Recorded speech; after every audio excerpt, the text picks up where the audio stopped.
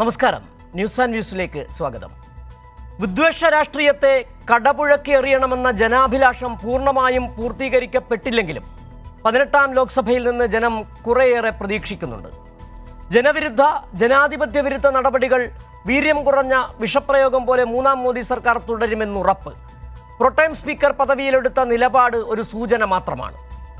വിദ്വേഷ രാഷ്ട്രീയത്തെ പാർലമെന്റിനുള്ളിൽ പ്രതിപക്ഷം പ്രതിരോധിക്കുന്നത് വിലയിരുത്തിയാകും 2029 ജനം വിധിയെഴുതുക. പ്രതിപക്ഷം പാർലമെന്റിൽ ഉയർത്തുന്ന ശബ്ദം ഏകാധിപത്യത്തിനെതിരെയുള്ള ജനത്തിന്റെ ശബ്ദമാണ്. 10 വർഷത്തിന് ശേഷം കോൺഗ്രസിന് പ്രതിപക്ഷ നേതൃപദവി നൽകിയത് ജനങ്ങളാണ്. ഇനിയുള്ള 5 വർഷക്കാലം പ്രതിപക്ഷത്തിന്റെ ശബ്ദം ശരിയായ സമയങ്ങളിൽ ശരിയായ ശബ്ദത്തിൽ ഉയരുന്നുണ്ടോ എന്ന് വിവേകശാലികളായ ജനങ്ങൾ കാതോർത്തിരിക്കുന്നുവെന്ന ബോധ്യം അവർക്കുണ്ടാകണം. പ്രതിപക്ഷം എന്ന നിലയിൽ ഇന്ത്യ സഖ്യം, പ്രത്യേകിച്ച് കോൺഗ്രസ്, ജനവിധിക്കനുസരിച്ചുയരുമോ? സഖ്യകക്ഷികളുടെ കൈത്താങ്ങിൽ മൂന്നാം തവണയും കസേര ഉറപ്പിച്ച മോദിയുടെ പാർലമെന്റിലെ പെരുമാറ്റങ്ങൾ ഇനി എങ്ങനെയാകും?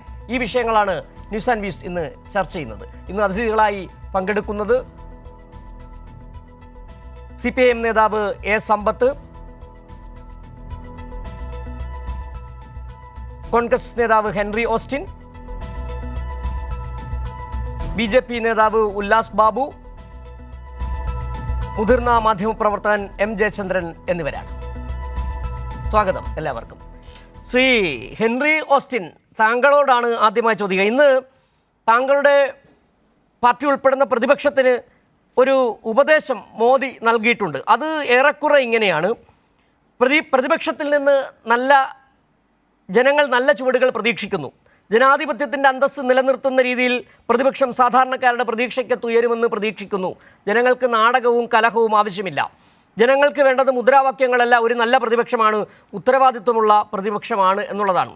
അപ്പോൾ അദ്ദേഹം പറഞ്ഞപ്പോൾ ഈ ഭരണപക്ഷത്തെ ജനങ്ങൾ എങ്ങനെയാണ് കാണുന്നതെന്നുള്ള ചോദ്യം അവിടെ നിൽക്കട്ടെ. പക്ഷേ പ്രതിപക്ഷത്തോട് മോദി പറഞ്ഞതും നിൽക്കട്ടെ.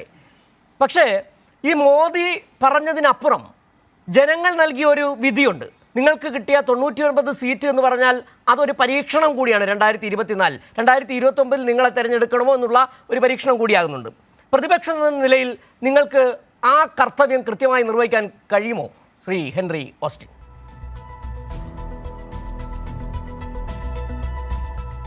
തീർച്ചയായും ഈ ജനവിധി 18ാമത്തെ ലോക്സഭയുടെ ആരംഭ ദിനത്തിൽ പ്രതിപക്ഷ നിരയിലേക്ക് നോക്കുമ്പോൾ കഴിഞ്ഞ ലോക്സഭയായിട്ടുള്ള വ്യത്യാസം അത് തന്നെ ഇതിന് ഒരു വലിയ ഉത്തരമാണ്.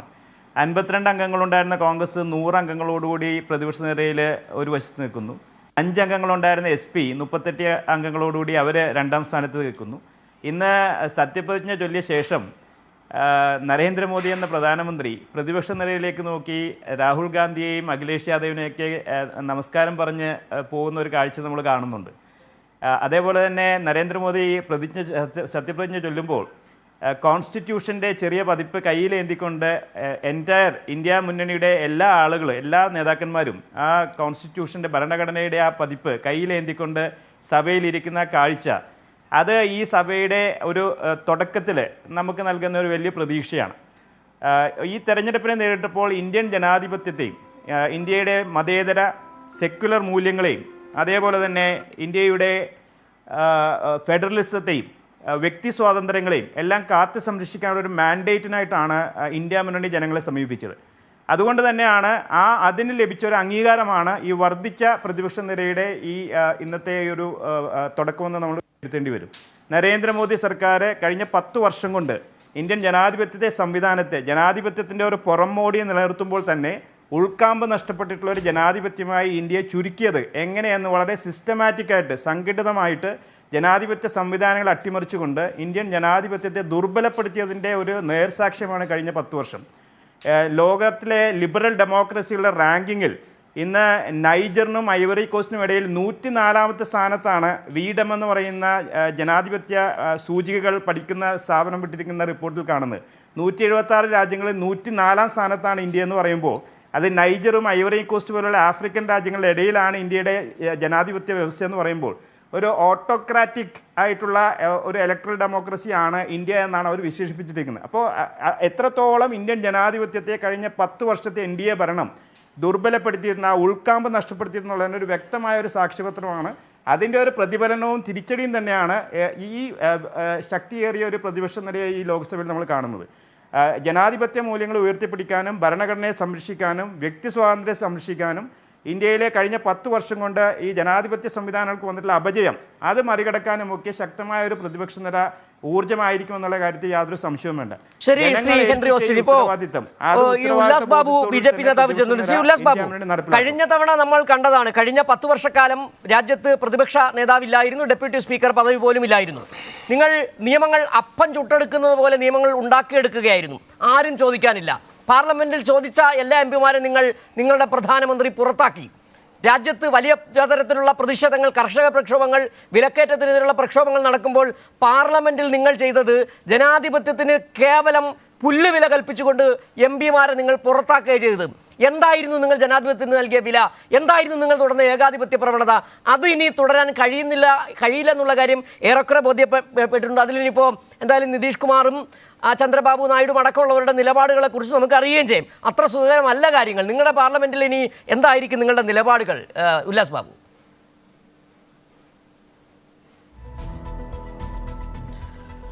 കൈരളി ന്യൂസ് ആദ്യമായിട്ട് ഒരു കാര്യം ഞാൻ പറയട്ടെ. പ്രതിപക്ഷം ശബ്ദിക്കുമ്പോൾ എന്ന ഒരു ന്യൂസ് ടാഗ് എനിക്ക് വളരെ എന്തൊരു തമാശ പോലെയാണ് തോന്നിയത്. പ്രതിപക്ഷം ശബ്ദിക്കുമ്പോൾ എന്ന് നിങ്ങൾ പറയുന്ന സമയത്ത് ഭരണപക്ഷം അവിടെ കൃത്യമായിട്ടുണ്ട് സാർ. പ്രതിപക്ഷം എന്താ ശബ്ദിക്കാറില്ലേ? കാലങ്ങളായിട്ട് പ്രതിപക്ഷം ശബ്ദിക്കുന്നില്ലേ? പിന്നെ ഇന്നെന്താ പ്രത്യേകത ശബ്ദം? അത് നിങ്ങളുടെ നയം ശരിയല്ല. ഞാനതിനെ ശക്തമായിട്ട് എതിർക്കുന്നു. രണ്ടാമത്, കൈരളി ന്യൂസിൻ്റെ അവതാരകൻ, നിങ്ങൾക്ക് സംശയം ഉണ്ടെങ്കിൽ രണ്ടാമത് റിവൈൻഡ് ചെയ്യാം കേട്ടോ, കോൺഗ്രസിനെ തലോടുകയാണ്. കോൺഗ്രസിൻ്റെ ഒരു നേതാവ് പ്രതിപക്ഷ നേതാവായി വരുന്നു എന്നൊക്കെ പറഞ്ഞു. നല്ല കാര്യം, കൈരളിക്ക് അങ്ങനെ തോന്നിയെങ്കിൽ നല്ലത്. ഈ കോൺഗ്രസിൻ്റെ ഹെൻറി പറഞ്ഞ കാര്യം, ഫെഡറലിസവും വ്യക്തി സ്വാതന്ത്ര്യവും മതേതരത്വവും ജനാധിപത്യ മൂല്യവും ഭരണഘടന കയ്യിൽ വെച്ചുകൊണ്ട് ഞങ്ങൾ ഇന്ന് സംരക്ഷിക്കാൻ, ഇത്യത്തെ മൂല്യങ്ങൾ സംരക്ഷിക്കാൻ ഭരണഘടന ചെറിയ പതിപ്പ് കയ്യിൽ വെച്ചുകൊണ്ട് ഇവരെല്ലാവരും കൂടിയിരുന്നു.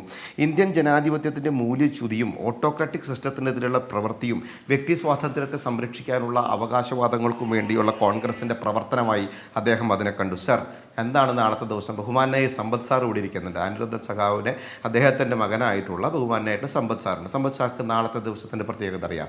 50-ാം വാർഷികമാണ് സർ. കോൺഗ്രസ് രാഷ്ട്രീയ സംവിധാനം ഈ നാടിൻ്റെ മതേതരത്വത്തെയും ജനാധിപത്യത്തെയും ഒക്കെ തച്ചുടച്ചുകൊണ്ട്, വ്യക്തി സ്വാതന്ത്ര്യത്തെ തച്ചുടച്ചുകൊണ്ട് ഏറ്റവും വലിയ അടിയന്തരാവസ്ഥയുടെ 50-ാം വാർഷികം നടക്കുന്ന ഈ ദിവസം അഴിമതി കേസ് ജയിലിലിട്ടതല്ലാതെ വേറെ ഏതെങ്കിലും രാഷ്ട്രീയ പ്രവർത്തകരോ രാഷ്ട്രീയ നേതാക്കന്മാരെയോ ഞങ്ങളുടെ ഏതെങ്കിലും സംഘടന ഈ 10 വർഷക്കാലം നിർത്തിയിട്ടുണ്ടോ?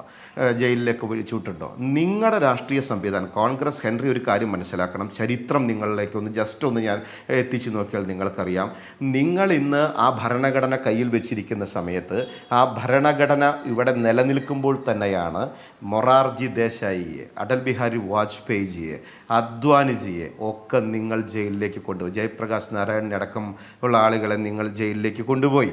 നീ സഞ്ജയ് ഗാന്ധി എന്ന കോൺഗ്രസിൻ്റെ നേതാവിനെ, എന്ന് പറഞ്ഞാൽ ഇന്ദിരാഗാന്ധിയുടെ മകനെ നിങ്ങൾക്കറിയാമല്ലേ, അദ്ദേഹം ഡൽഹിയിലെ കൃത്യമായിട്ട് പറഞ്ഞാൽ തിക്മാൻ ഗേറ്റ് എന്ന് പറയപ്പെടും, അതിൻ്റെ കോളനിയിൽ പോയി മുസ്ലിമുകളെ മുഴുവൻ തല്ലിച്ചതച്ച് അവർക്ക് 18 വയസ്സായിട്ടുള്ള ചെറുപ്പക്കാരെ പോലും ബലമായി വന്ധീകരിച്ച് നടത്തിയിട്ടുള്ള പ്രവർത്തനങ്ങളൊന്നും ഞങ്ങൾക്കൊന്നും മറന്നിട്ടില്ല. ഇന്ത്യൻ ജനാധിപത്യവും മറന്നിട്ടില്ല. അവരാണെന്ന് ജനാധിപത്യ ബോധത്തെക്കുറിച്ച് പറയുന്നത്. ഈശ്വരവാര്യരെ നമ്മൾ മറക്കണോ? രാജനെ നമ്മൾ മറക്കണോ? മന്മഥനെ നമ്മൾ മറക്കണോ? ഈ 50ഓളം സംസ്ഥാന സർക്കാരുകളെ ശ്രീ ഉല്ലാസ് ബാബു, ചില ചോദ്യങ്ങൾ ഇങ്ങോട്ടും വരുന്നുണ്ട്. ഗോത്ര നമ്മൾ മറക്കണോ? ഗോത്ര നമ്മൾ മറക്കണോ? ഇങ്ങനെ ചില ചോദ്യങ്ങൾ താങ്കൾക്കെതിരെ വരാനുണ്ട് ശ്രീ ഉല്ലാസ് ബാബു. എന്നാൽ അതിലേക്ക് വരാൻ താങ്കൾ പറഞ്ഞൊരു വിഷയത്തിൽ താങ്കളും പറഞ്ഞത് ഹെൻറി ഓസ്റ്റിൻ. അല്ല, ഒരു കാര്യം ഞാൻ ഇടപെട്ട്, താങ്കൾ എനിക്കെതിരെ പറഞ്ഞു പ്രതിപക്ഷം ശബ്ദിക്കുമ്പോൾ എന്നുള്ളത് തലക്കെട്ടിനെ കുറിച്ച് താങ്കൾ പറഞ്ഞല്ലോ. അതിന് ഞാനൊന്ന് പറഞ്ഞുകൊള്ളട്ടെ ശ്രീ ഉല്ലാസ് ബാബു. പ്രതിപക്ഷം ശബ്ദിക്കുമ്പോൾ എന്നുള്ള ടൈറ്റിലെ കുറിച്ച് താങ്കൾ പറഞ്ഞല്ലോ. പ്രതിപക്ഷത്തിന്റെ എതിർ ശബ്ദങ്ങളെ ഇല്ലാതാക്കാൻ നിങ്ങൾ നടത്തിയ ശ്രമങ്ങൾ, ഇനി പ്രതിപക്ഷം കരുത്തോട് ശബ്ദിക്കുമ്പോൾ എന്താണ് സംഭവിക്കാൻ? ആ ചോദ്യമാണ് അവിടെ ഉയർന്നത് ശ്രീ ഉല്ലാസ് ബാബു. 10 വർഷക്കാലം ഇന്ത്യ മഹാരാജ്യത്ത് പ്രതിപക്ഷത്തിരുന്നിട്ട് കൂവലല്ലാതെ എന്തായിരുന്നു ഇവരുടെ പണി? ഇവർ പ്രതിപക്ഷത്തിരുന്നാലും ഒരു വിഷയം സംഭവിക്കാൻ പോകുന്നില്ല. സിജു, നിങ്ങൾ നാളെയുടെ ദിവസം കമ്മ്യൂണിസ്റ്റ് മാർക്സിസ്റ്റ് രാഷ്ട്രീയ സംഘടന ഇനി ഇന്ത്യ മുക്തിയായി കോൺഗ്രസിന്റെ ഒപ്പം കെട്ടിത്തലോടി നടക്കുന്ന സമയത്ത് നിങ്ങൾ വിളിച്ച മുദ്രാവാക്യമുണ്ട്, ഈശ്വര ഭക്ത കരുണാകര ഈശ്വരവാരരെ കൊല്ലല്ലേ. ഓർമ്മയുണ്ടോ ആ മുദ്രാവാക്യം? മോനെ രാജ നീ എവിടെ? വടക്ക് സൂര്യൻ ഉദിച്ചു ജനതാ പാർട്ടി വന്ന സമയത്ത് നിങ്ങൾക്ക് ഓർമ്മയുണ്ടോ? ആ കാലഘട്ടം മറക്കാത്തവരാണ് നിങ്ങളെങ്കിൽ ഇന്ന് കോൺഗ്രസിന്റെ തോളിൽ കോറിക്കൊണ്ട് സ്വന്തം സ്വത്വബോധം നഷ്ടപ്പെടുത്തിക്കൊണ്ട് നിങ്ങൾ ഇന്ന് ഈ ചോദ്യവും ഉന്നയിക്കില്ലായിരുന്നു.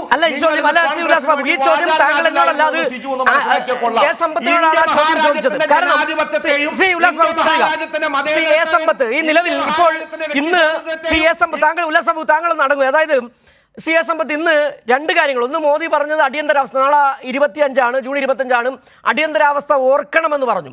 അപ്പോൾ ഖാർഗെ അതിന് മറുപടിയും പറഞ്ഞു, ആ അടിയന്തരാവസ്ഥ ഓർക്കുന്നുണ്ട്, നിങ്ങൾ പ്രഖ്യാപിക്കാത്ത അടിയന്തരാവസ്ഥയാണ് രാജ്യത്ത് നടപ്പിലാക്കിക്കൊണ്ടിരിക്കുന്നുള്ളത്. വളരെ കൃത്യമായി ഈ രണ്ട് രാഷ്ട്രീയ പാർട്ടികളും തുടർന്നുവന്ന നിലപാടുകളെക്കുറിച്ച്, സാമ്പത്തിക നയങ്ങളെക്കുറിച്ച് തന്നെ നമുക്ക് ബോധ്യപ്പെടുകയും ചെയ്യുന്നുണ്ട്. പക്ഷേ ഞാനിവിടെ ആദ്യം തുടങ്ങി വന്നപ്പോൾ പറഞ്ഞൊരു കാര്യമുണ്ട്. ഈ 18ാം ലോക്സഭ എന്ന് പറയുന്നത് നമുക്കറിയാം, ഈ വിദ്വേഷ രാഷ്ട്രീയത്തിൽ അയോധ്യയിലടക്കം അവരൊരു വത്തിക്കാനായി, ഇന്ത്യയുടെ വത്തിക്കാനായി അയോധ്യ പ്രഖ്യാപിക്കാനിരുന്നപ്പോൾ അതിന് കൃത്യമായ മറുപടി കൊടുത്തുകൊണ്ട് ഇന്ത്യൻ ജനത ഗാസിയാബാദിലടക്കം മറുപടി കൊടുത്തു. ഈ ലോക്സഭയിൽ 99 സീറ്റുള്ള കോൺഗ്രസ് ഇന്ത്യ സഖ്യത്തിന്റെ കരുത്തിന് കൂടുമോ? എന്താണ് ഈ 18ാം ലോക്സഭ, ഈ 18ാം സമ്മേളനം എന്ന്, ഈ ഇന്ന് തുടങ്ങിയ സമ്മേളനം എന്തൊക്കെ സൂചനകളാണ് പ്രതിപക്ഷത്തിന്, ഇന്ത്യ സഖ്യത്തിന് നൽകുന്നത്? കരുത്ത് കൂട്ടുമോ എന്നുള്ളതാണ് ചോദ്യം. സിജു, രാജ്യത്ത് ആദ്യമായും ഒടുവിലായും ഒരു ആഭ്യന്തര അടിയന്തരാവസ്ഥ പ്രഖ്യാപിക്കപ്പെട്ടതിൻ്റെ 50ാമത് വർഷത്തിലേക്ക് നമ്മൾ കടക്കാൻ പോവുകയാണ്. 1975 ജൂൺ 25 എന്നുള്ളതും അങ്ങനെ ഈ കൗൺസിൽ ഓഫ് ദ മിനിസ്റ്റേഴ്സിൻ്റെ യൂണിയൻ മന്ത്രിസഭയുടേതായ ഒരു അഡ്വൈസ്, അത് സ്വാഭാവികമായി നമ്മൾ ഭരണഘടനയിൽ അങ്ങനെയാണല്ലോ പറയുക, പ്രസിഡന്റ് ഒപ്പിട്ടതും. വളരെ പ്രസിദ്ധമായ ഒരു കാർട്ടൂൺ തന്നെ ഉണ്ട്, ഈ കുളിത്തൊട്ടിയിൽ കിടക്കുന്നതായ രാഷ്ട്രപതി ഇനി ഏതെങ്കിലും ഒപ്പിടാനുണ്ടെങ്കിൽ ഞാനൊന്ന് തോർത്തിയിട്ട് വരുന്നതുവരെ ഒന്ന് അവരോടൊന്ന് കാത്തു നിൽക്കാൻ പറയണേ എന്നത് ഓർമ്മയുണ്ടല്ലോ. അത് ഇപ്പോൾ 49 വർഷത്തിന് മുമ്പ് വന്നൊരു കാർട്ടൂണിനെ പറ്റിയാണ് ഞാനീ പറഞ്ഞത്. അപ്പോൾ അത് നമുക്കത് വിശദമായി പിന്നീട് ചർച്ച ചെയ്യേണ്ടതുമുണ്ട്. എന്തുകൊണ്ട് എന്ന് വെച്ചാൽ, അന്ന് അടിയന്തരാവസ്ഥ പ്രഖ്യാപനം ഉണ്ടായിയെങ്കിൽ നമ്മുടെ നാട്ടിൽ കഴിഞ്ഞൊരു 10 കൊല്ലക്കാലമായി പ്രഖ്യാപിക്കപ്പെടാത്ത അടിയന്തരാവസ്ഥ അത് വർഗീയതയും കൂടി കൂട്ടിച്ചാലിച്ചുകൊണ്ടുള്ള അതിരൂക്ഷമായ നിലയിലേക്ക് ഇന്ത്യൻ ജനാധിപത്യത്തെ ബുൾഡോസ് ചെയ്യുന്ന അവസ്ഥയിലേക്ക് കാര്യങ്ങൾ എന്നുള്ളത് കൊണ്ടാണ് അത് നമ്മൾ വിശദമായി പിന്നീട് ചർച്ച ചെയ്യാം എന്ന് ഞാൻ പറഞ്ഞത്. ഇവിടെ പ്രതിപക്ഷം ശബ്ദിക്കുമ്പോൾ എന്നതാണ് ഇന്ന് നമ്മൾ ഈ കൈരളി ന്യൂസിൻ്റെ ഈ ഒരു ചർച്ചയിൽ നമ്മുടെ വിഷയം എന്നുള്ളത് കൊണ്ട് ഞാൻ അതിലേക്ക് ഒതുങ്ങി നിന്നുകൊണ്ട് ചില കാര്യങ്ങൾ പറയാൻ ആഗ്രഹിക്കുകയാണ്. പ്രതിപക്ഷം ശബ്ദിക്കുമ്പോൾ എന്നുള്ളതിനേക്കാൾ അപ്പുറമായി ഞാനിവിടെ പറയാൻ ആഗ്രഹിക്കുന്നത് ജനങ്ങൾ ശബ്ദിക്കുമ്പോൾ എന്നതാണ്. അത് ജനങ്ങളുടെ ശബ്ദമാണ്. It is the voice of the പീപ്പിളാണ്. ഇവിടെ ഈ ഇന്ത്യയിൽ നമ്മുടെ എല്ലാ മനുഷ്യരും രാഷ്ട്രീയ പാർട്ടികളെന്നോ പൗരന്മാരെന്നോ അല്ല ഞാൻ ഈ കാര്യത്തിൽ ഉദ്ദേശിച്ചത്, ഇന്ത്യയിലെ എല്ലാ മനുഷ്യരും. ഈ ഗ്രന്ഥമാണ്, ഇന്ത്യയുടെ ഭരണഘടനയാണ് ഇക്കാര്യത്തിൽ എല്ലാം. ചെണ്ടയ്ക്ക് കീഴിലുള്ള വാദ്യമേ കഴിയൂ എന്നുള്ളത് പോലെ തന്നെ ഭരണഘടനയ്ക്ക് കീഴിലാണ്. ഭരണഘടന ഭേദഗതി ചെയ്യാവുന്നതാണോ? ഭരണഘടന ഭേദഗതി ചെയ്യപ്പെടാവുന്നതാണ്. 3 വിധത്തിൽ അത് ഭേദഗതി ചെയ്യപ്പെടാം. ഞാൻ ഭരണഘടനയുടെ ക്ലാസ് ഒന്നും ഇപ്പോൾ എടുക്കാനായിട്ട് ആഗ്രഹിക്കുന്നില്ല. അത്തരത്തിൽ ഭരണഘടന ഭേദഗതി ചെയ്തതിനെ തുടർന്ന് തന്നെയാണ് GST കൗൺസിൽ ഇപ്പോൾ നിലവിൽ വന്നത്. അതുകൊണ്ട് തന്നെയാണ് നമ്മുടെ വോട്ടവകാശം എന്നുള്ളത് 21 വയസ്സിൽ നിന്ന് 18 വയസ്സായി അത് ചുരുക്കാനായി കഴിഞ്ഞത്. അതുകൊണ്ട് തന്നെയാണ് നഗരപാലിക ആക്റ്റും പഞ്ചായത്ത് രാജ് ആക്റ്റും എല്ലാം അത്തരത്തിൽ വന്നത്. ഇങ്ങനെ നിരവധി കാര്യങ്ങളുണ്ട്. അപ്പോൾ ഇവിടെ ഈ കഴിഞ്ഞ 10 കൊല്ലക്കാലത്തിനിടയിലുള്ളതിൽ കഴിഞ്ഞ 5 കൊല്ലക്കാലത്തേത് മാത്രം എടുത്തൊന്ന് പരിശോധിക്കുക. ഞാനിപ്പോൾ ഈ ഒരു കാര്യത്തിൽ ഇപ്പോൾ രാഷ്ട്രീയം ഉണ്ട്, ഇവിടെ ശ്രീ ഹെൻറി ഹോസ്റ്റിനുണ്ട്, ഉല്ലാസ് ബാബുവിനുണ്ട്, എനിക്കുണ്ട്, വ്യക്തമായ രാഷ്ട്രീയം ഞങ്ങൾക്ക് 3 പേർക്കുമുണ്ട്. പക്ഷേ ഞാൻ ആ പരിമിതിയിലേക്കൊന്നും ഞാൻ അവിടെ അത് ലംഘിച്ചുകൊണ്ടല്ല പറയുന്നത്. ഒന്ന്, പ്രതിപക്ഷ നേതാവ് എന്നുള്ള ചുമതല അതൊരു സ്റ്റാറ്റ്യൂട്ടറി പോസ്റ്റാണ്. 1977 payment of salaries and allowances act parliament പാസ്സാക്കിയതും രാഷ്ട്രപതി ഒപ്പുവെച്ചതുമായി അതിനനുസരിച്ചാണ് കാലാകാലങ്ങളിൽ പാർലമെൻറ്റ് അംഗങ്ങളുടേതായിട്ടുള്ള അവരുടെ ശമ്പളവും ആനുകൂല്യങ്ങളും മറ്റു വിധത്തിലുള്ളവരുടെ പെർക്സ് ആൻഡ് അലവൻസസ് എല്ലാം അങ്ങനെയാണ് തീരുമാനിക്കപ്പെടുന്നത്. അതനുസരിച്ചാണ് ഈ ലീഡർ ഓഫ് ഓപ്പോസിഷനെ സംബന്ധിച്ച് തീരുമാനിക്കപ്പെടുന്നത്. ഞാൻ ഈ സ്റ്റാറ്റ്യൂട്ടറി പോസ്റ്റാണ് എന്ന് പറഞ്ഞത്. അങ്ങനെ സ്റ്റാറ്റ്യൂട്ടറി പോസ്റ്റ് ആയിരിക്കണമെങ്കിൽ ആ സഭയിലെ മൊത്തം അംഗസംഖ്യയുടെ 10 വേണമോ വേണ്ടയോ എന്നുള്ളതിനെ സംബന്ധിച്ചൊരു തർക്കത്തിലേക്ക് ആദ്യത്തെ ലോക്സഭയിൽ മാവ്ലങ്കർ നമ്മുടെ ലോക്സഭയുടെ സ്പീക്കറായിരിക്കുന്ന കാലത്ത് അദ്ദേഹമാണ് പറഞ്ഞത്. അന്ന് വാസ്തവത്തിൽ അങ്ങനെ നിയമനിർമ്മാണത്തിൽ കൂടിയൊന്നുമല്ല. അദ്ദേഹം പറഞ്ഞു സഭയുടെ 10% അംഗങ്ങളുള്ളവർക്ക് അത്തരത്തിൽ ഈ പ്രതിപക്ഷ നേതാവിൻ്റെ ആ പദവി, ആ ഓഫീസ് അങ്ങനെ നൽകുക എന്നുള്ളത്. ഇപ്പോൾ വേണമെങ്കിൽ ഉല്ലാസ് ബാബുവിനും ഹെൻറി ഓസ്റ്റിനും ഒക്കെ പറയാമല്ലോ അത്തരം കാര്യത്തിൽ. എന്താ, സഖാവ് AKG അന്ന് അവിഭക്ത കമ്മ്യൂണിസ്റ്റ് പാർട്ടിയുടെ നേതാവായിരുന്നു. അവിഭക്ത പറയുമ്പോൾ CPI ഗ്രൂപ്പ് എന്നാണ് പറയുക. കാരണം അവിടെ അത്തരത്തിൽ ഈ ഒരു പ്രതിപക്ഷ പാർട്ടി എന്നുള്ള നിലയിലേക്ക് പ്രതിപക്ഷ നേതാവിൻ്റെ പദവി നൽകാനായി കഴിയുന്ന നിലയിലേക്ക് അന്ന് മാവലങ്കറും എത്തിയില്ല. അദ്ദേഹത്തിന് ആ പദവി ലഭിച്ചില്ല എന്നുള്ളത് ശരിയാണ്. അത് കഴിഞ്ഞ് ഇങ്ങോട്ടേക്ക് വരുമ്പോൾ ഈ കഴിഞ്ഞ ലോക്സഭാ തെരഞ്ഞെടുപ്പ്, ഇപ്പോഴത്തെ നമ്മൾ ഇതിന് തൊട്ട് മുമ്പ് 2019 ആ തെരഞ്ഞെടുപ്പ് കഴിയുമ്പോൾ ഏറ്റവും വലിയ രാഷ്ട്രീയ കക്ഷി എന്നുള്ളത് പലപ്പോഴും ലോക്സഭയിൽ ഇത് സംബന്ധിച്ചുള്ള ചർച്ച വന്നിട്ടുണ്ട്. ഞാനിപ്പോൾ ഇത് പറയാൻ കാരണം സെൻട്രൽ വിജിലൻസ് കമ്മീഷനുടെ നിയമനവുമായി ബന്ധപ്പെട്ട കാര്യത്തിലടക്കം ഇത് പാർലമെൻ്ററി സമിതിയുടെ ശുപാർശയിലും പാർലമെൻറ്റ് അംഗീകരിച്ച നിയമത്തിലും അടക്കം പ്രതിപക്ഷ നേതാവല്ല എങ്കിൽ അവിടുത്തെ ആ ലോക്സഭയിലെ ഏറ്റവും വലിയ പ്രതിപക്ഷ പാർട്ടിയുടെ പ്രതിപക്ഷ ഗ്രൂപ്പിൻ്റെ നേതാവ് എന്നുള്ള നിലയിൽ തന്നെയാണ് വന്നിട്ടുള്ളത്. അതുകൊണ്ട് തന്നെയാണ് ഇപ്പോൾ നമ്മൾ ഈ ഇലക്ഷൻ കമ്മീഷണർമാരുടെ നിയമനവുമായി ബന്ധപ്പെട്ട് അധീർ രഞ്ജൻ ചൗധരി, കമ്മീഷണർമാരുടെ നിയമനവുമായി ബന്ധപ്പെട്ട തർക്കവിഷയമായ ഒരു കാര്യമാണ്. സുപ്രീം കോടതിയിൽ ആ കേസ് ഇപ്പോഴും നിലവിലിരിക്കുകയാണ്. ഇത്തരം കാര്യങ്ങൾ ഞാൻ പറയാനിടയായത്, പാർലമെൻറ്റ് എന്നുള്ളത് എന്താണ്? രാഷ്ട്രപതിയും 2 സഭകളും ചേർന്നതാണ് പാർലമെൻറ്റ്. എവിടെ പറയുന്നു? ഭരണഘടനയിൽ പറയുന്നു. ഭരണഘടനയിൽ അങ്ങനെ പറയുന്നത് ഇന്ത്യൻ ഭരണഘടനയുടെ ഭാഗം 5 പാർട്ട് 5 അധ്യായം 2 ചാപ്റ്റർ 2 അതിൽ അവിടെ പാർലമെൻറ്റിനെ സംബന്ധിച്ച് വിവക്ഷിക്കുമ്പോൾ പറയുകയാണ്. ഇവിടെ വേറൊരു കാര്യം, സ്പീക്കറുമായി ബന്ധപ്പെട്ട കാര്യം, ഇത് ഈ ഹൗസ് ഓഫ് ദ പീപ്പിളിൽ, അത് നമ്മുടെ ലോക്സഭയിൽ അതിലെ ആർട്ടിക്കിൾ അനുച്ഛേദം 93 ഇത് സംബന്ധിച്ച് പറയുന്നത്. അതിൽ ഉപഖണ്ഡികകൾ പലതുമുണ്ട്, സമയച്ചുരുക്കം കൊണ്ട് ഞാൻ അതിലേക്ക് കടക്കുന്നില്ല. ഇവിടെ പ്രോട്ടം സ്പീക്കറും ഇല്ല എങ്കിൽ ഡെപ്യൂട്ടി സ്പീക്കറും ഇല്ല എങ്കിൽ അത്തരത്തിൽ വരുമ്പോൾ പ്രസിഡന്റ് അത്തരത്തിൽ അപ്പോയിൻറ്റ് ചെയ്യുന്ന ഒരാൾ സ്പീക്കർ എന്നുള്ളതിലേക്ക്, ഞാൻ പാനൽ ഓഫ് ചെയർമാനെ സംബന്ധിച്ചല്ല ഈ പറയുന്നത്. പാനൽ ഓഫ് ചെയർമാൻ വരണമെങ്കിൽ സഭ കോൺസ്റ്റിറ്റ്യൂട്ട് ചെയ്ത് സ്പീക്കറും ഡെപ്യൂട്ടി സ്പീക്കറും എല്ലാം വന്നതിനെ കഴിയുള്ളൂ. അപ്പോൾ എന്താ വരുന്നത്? ഈ റൂൾസാണ് അവിടെ ബാധകമായി വരുന്നത്. ഇത്തരം കാര്യങ്ങൾ വരുമ്പോൾ മൂന്നാമത്തേത്, അവിടെ സ്പീക്കർ അത്തരത്തിൽ വന്നാൽ ഡയറക്ഷൻസ്, ഇത് സ്പീക്കർ നൽകുന്നതായിട്ടുള്ള അത്തരത്തിലുള്ള ഡയറക്ഷൻസ്. ഈ 3 ഗ്രന്ഥങ്ങളും ഞാൻ പറഞ്ഞ, 1 ഭരണഘടന, 2 rules of procedure and conduct of business in Lok Sabha, 3 directions by the speaker of the Lok Sabha. ഈ 3 കാര്യങ്ങളാണ് നമ്മുടെ ലോക്സഭയുടെ പ്രവർത്തനവുമായി ബന്ധപ്പെട്ടുള്ള ആധികാരികമായ ഈ രേഖ അല്ലെങ്കിൽ നാം പാലിക്കേണ്ടത്. അപ്പോൾ നമ്മൾ പറയുമല്ലോ ഭരണഘടന, അതിന് കീഴിലാണ് നിയമങ്ങൾ, അതിന് കീഴിലാണ് ചട്ടങ്ങൾ, അതിനും കീഴിലാണ് നമ്മൾ കൺവെൻഷൻസ്, കസ്റ്റംസ്, അത്തരം കാര്യങ്ങൾ നമ്മൾ പറയുന്നതിൻ്റെ കാരണം എഴുതപ്പെടാത്ത ഭരണഘടനയുള്ള UK നമ്മൾ പാർലമെൻ്ററി സമ്പ്രദായവുമായി ബന്ധപ്പെട്ട് വെസ്റ്റ്മിനിസ്റ്റർ സ്റ്റൈലുമായി ബന്ധപ്പെട്ട് നമ്മൾ അങ്ങനെ അനുകരിക്കുന്നു എന്നുള്ളത് കൊണ്ടാണ്. ഇവിടെ ഇതിൻ്റെ കടക്കൽ പൂർണ്ണമായി കത്തിവെക്കപ്പെട്ടു. അതുകൊണ്ട് തന്നെയാണ് സിജു നമ്മൾ മനസ്സിലാക്കാനുള്ളൊരു കാര്യം, എന്തുകൊണ്ട് കഴിഞ്ഞ 5 കൊല്ലക്കാലം ഡെപ്യൂട്ടി സ്പീക്കർ ലോക്സഭയ്ക്ക് ഉണ്ടായില്ല? ലോകത്തിലെ ഏറ്റവും വലിയ പാർലമെൻ്ററി ജനാധിപത്യ രാഷ്ട്രം, ഏറ്റവും വലിയ ബഹുകക്ഷി ജനാധിപത്യ വ്യവസ്ഥ എന്ന് നമ്മൾ വിവക്ഷിക്കുന്ന ഇന്ത്യയിൽ 5 കൊല്ലക്കാലം എന്തുകൊണ്ട് ഒരു ഡെപ്യൂട്ടി സ്പീക്കർ ഉണ്ടായില്ല? ഡെപ്യൂട്ടി സ്പീക്കറെ തെരഞ്ഞെടുപ്പിൽ കൂടിയാണെങ്കിലും കൊണ്ടുവരുന്ന എന്തുകൊണ്ടുണ്ടായില്ല? ഇവിടെ ഡെപ്യൂട്ടി സ്പീക്കർ ഇല്ലാതെ വരുമ്പോൾ സംഭവിക്കുന്ന എന്ത് എന്നുകൂടി ഞാൻ പറയാം. പാർലമെൻറ്റിൻ്റെ നിരവധി കമ്മിറ്റികളുണ്ട്. 24 സ്റ്റാൻഡിംഗ് കമ്മിറ്റികൾ മാത്രമല്ല, മറ്റ് നിരവധി കമ്മിറ്റികളുണ്ട്. അങ്ങനെയുള്ളൊരു കമ്മിറ്റിയാണ് പാർലമെൻറ്റിൻ്റേതായിട്ടുള്ള committee on statues and portraits എന്ന കമ്മിറ്റി. ആ കമ്മിറ്റിയുടെ എക്സ് ഒഫീഷ്യ ചെയർമാൻ എന്നുള്ളത് ആരാണ്? ഡെപ്യൂട്ടി സ്പീക്കറാണ്. അപ്പോൾ ഡെപ്യൂട്ടി സ്പീക്കർ പദവി തന്നെ ഒഴിഞ്ഞു കിടക്കുമ്പോൾ, ആ ഓഫീസ് തന്നെ ഒഴിഞ്ഞു കിടക്കുന്ന നിലയിലേക്ക് വരുമ്പോൾ, ഈ committee on portraits and statues എന്നുള്ളത് അവിടുത്തെ ഛായാചിത്രങ്ങൾ, അതുപോലെ ഈ പ്രതിമകൾ എവിടെ സ്ഥാപിക്കണം, എങ്ങോട്ട് നീക്കം ചെയ്യണം, പുതുതായി ആരുടേത് വരണം, ഇത്തരം കാര്യങ്ങൾ അങ്ങനെ ഒരു കമ്മിറ്റിയെ 5 കൊല്ലക്കാലം കൂടിയിട്ടില്ല. ഏറ്റവും ഒടുവിലായ കമ്മിറ്റി കൂടിയിട്ടുള്ളത് 2018 ആണ്ടിലാണ്. ഞാനടക്കം ലോക്സഭാ അംഗമായിരിക്കുന്ന 16 ലോക്സഭയുടെ അവസാന നാളുകളിലാണ് അത് കൂടിയിട്ടുള്ളത്. അതിനുശേഷം അത് കൂടിയിട്ടുമില്ല. ഇപ്പോൾ ഇവിടെ ഈ നിരവധി പ്രധാനപ്പെട്ട വ്യക്തിത്വങ്ങളുടെ പ്രതിമകൾ അവിടെ നിന്ന് മാറ്റിയതിനെ സംബന്ധിച്ച് ഇങ്ങനെയുള്ള പല തർക്കങ്ങളും ഇപ്പോൾ ഉണ്ടാവുകയാണ്. ഇത് സംബന്ധിച്ച് ബഹുമാനപ്പെട്ട സ്പീക്കർ, ലോക്സഭാ സ്പീക്കർ പറഞ്ഞത് എന്താണ്? അത് we had consultations with various stakeholders എന്നുള്ളതാണ്. അങ്ങനെ ഈ പറയുന്ന പോലെ ഈ വേരിയസ് സ്റ്റേക്ക് ഹോൾഡേഴ്സ് എന്ന് പറഞ്ഞാൽ ആരാണ്, എങ്ങനെയാണ്? അവരുമായിട്ടുള്ള കൺസൾട്ടേഷൻസ് കൊണ്ട് മാത്രം അങ്ങനെ തീരുമാനിക്കപ്പെടേണ്ടതാണോ ഇത്തരം കാര്യങ്ങൾ? ഇങ്ങനെയുള്ള പ്രസക്തമായ ചോദ്യങ്ങളുണ്ട്.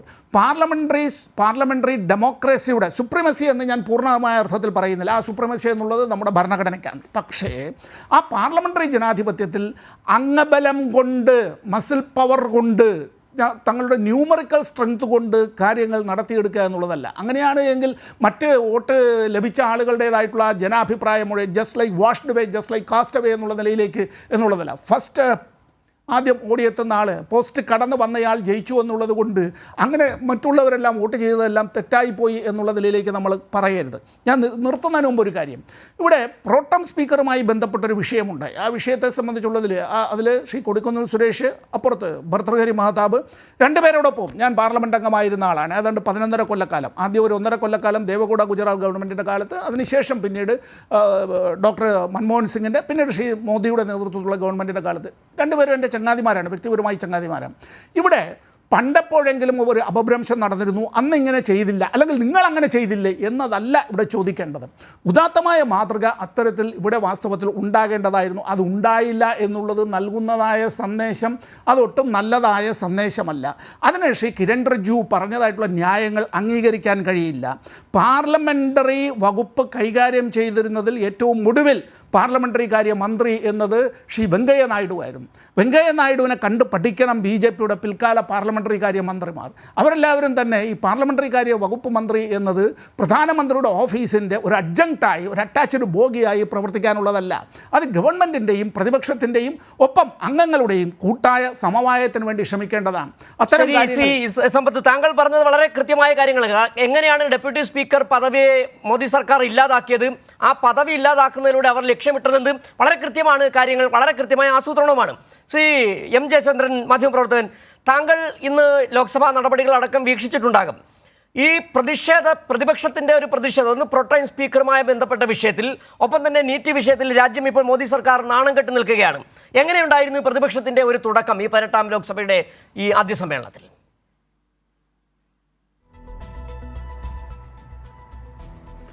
സിജു, ഇത് ഈ പ്രശ്നത്തിൽ പാർലമെൻറ്റ് എങ്ങനെയാണ് ഇനി പ്രവർത്തിക്കാൻ പോവുക എന്നുള്ളതിനെ സംബന്ധിച്ച കാര്യങ്ങൾ നമ്മൾ ഇവിടെ പറയുന്നുണ്ട്, ചർച്ച ചെയ്യുന്നുണ്ട്.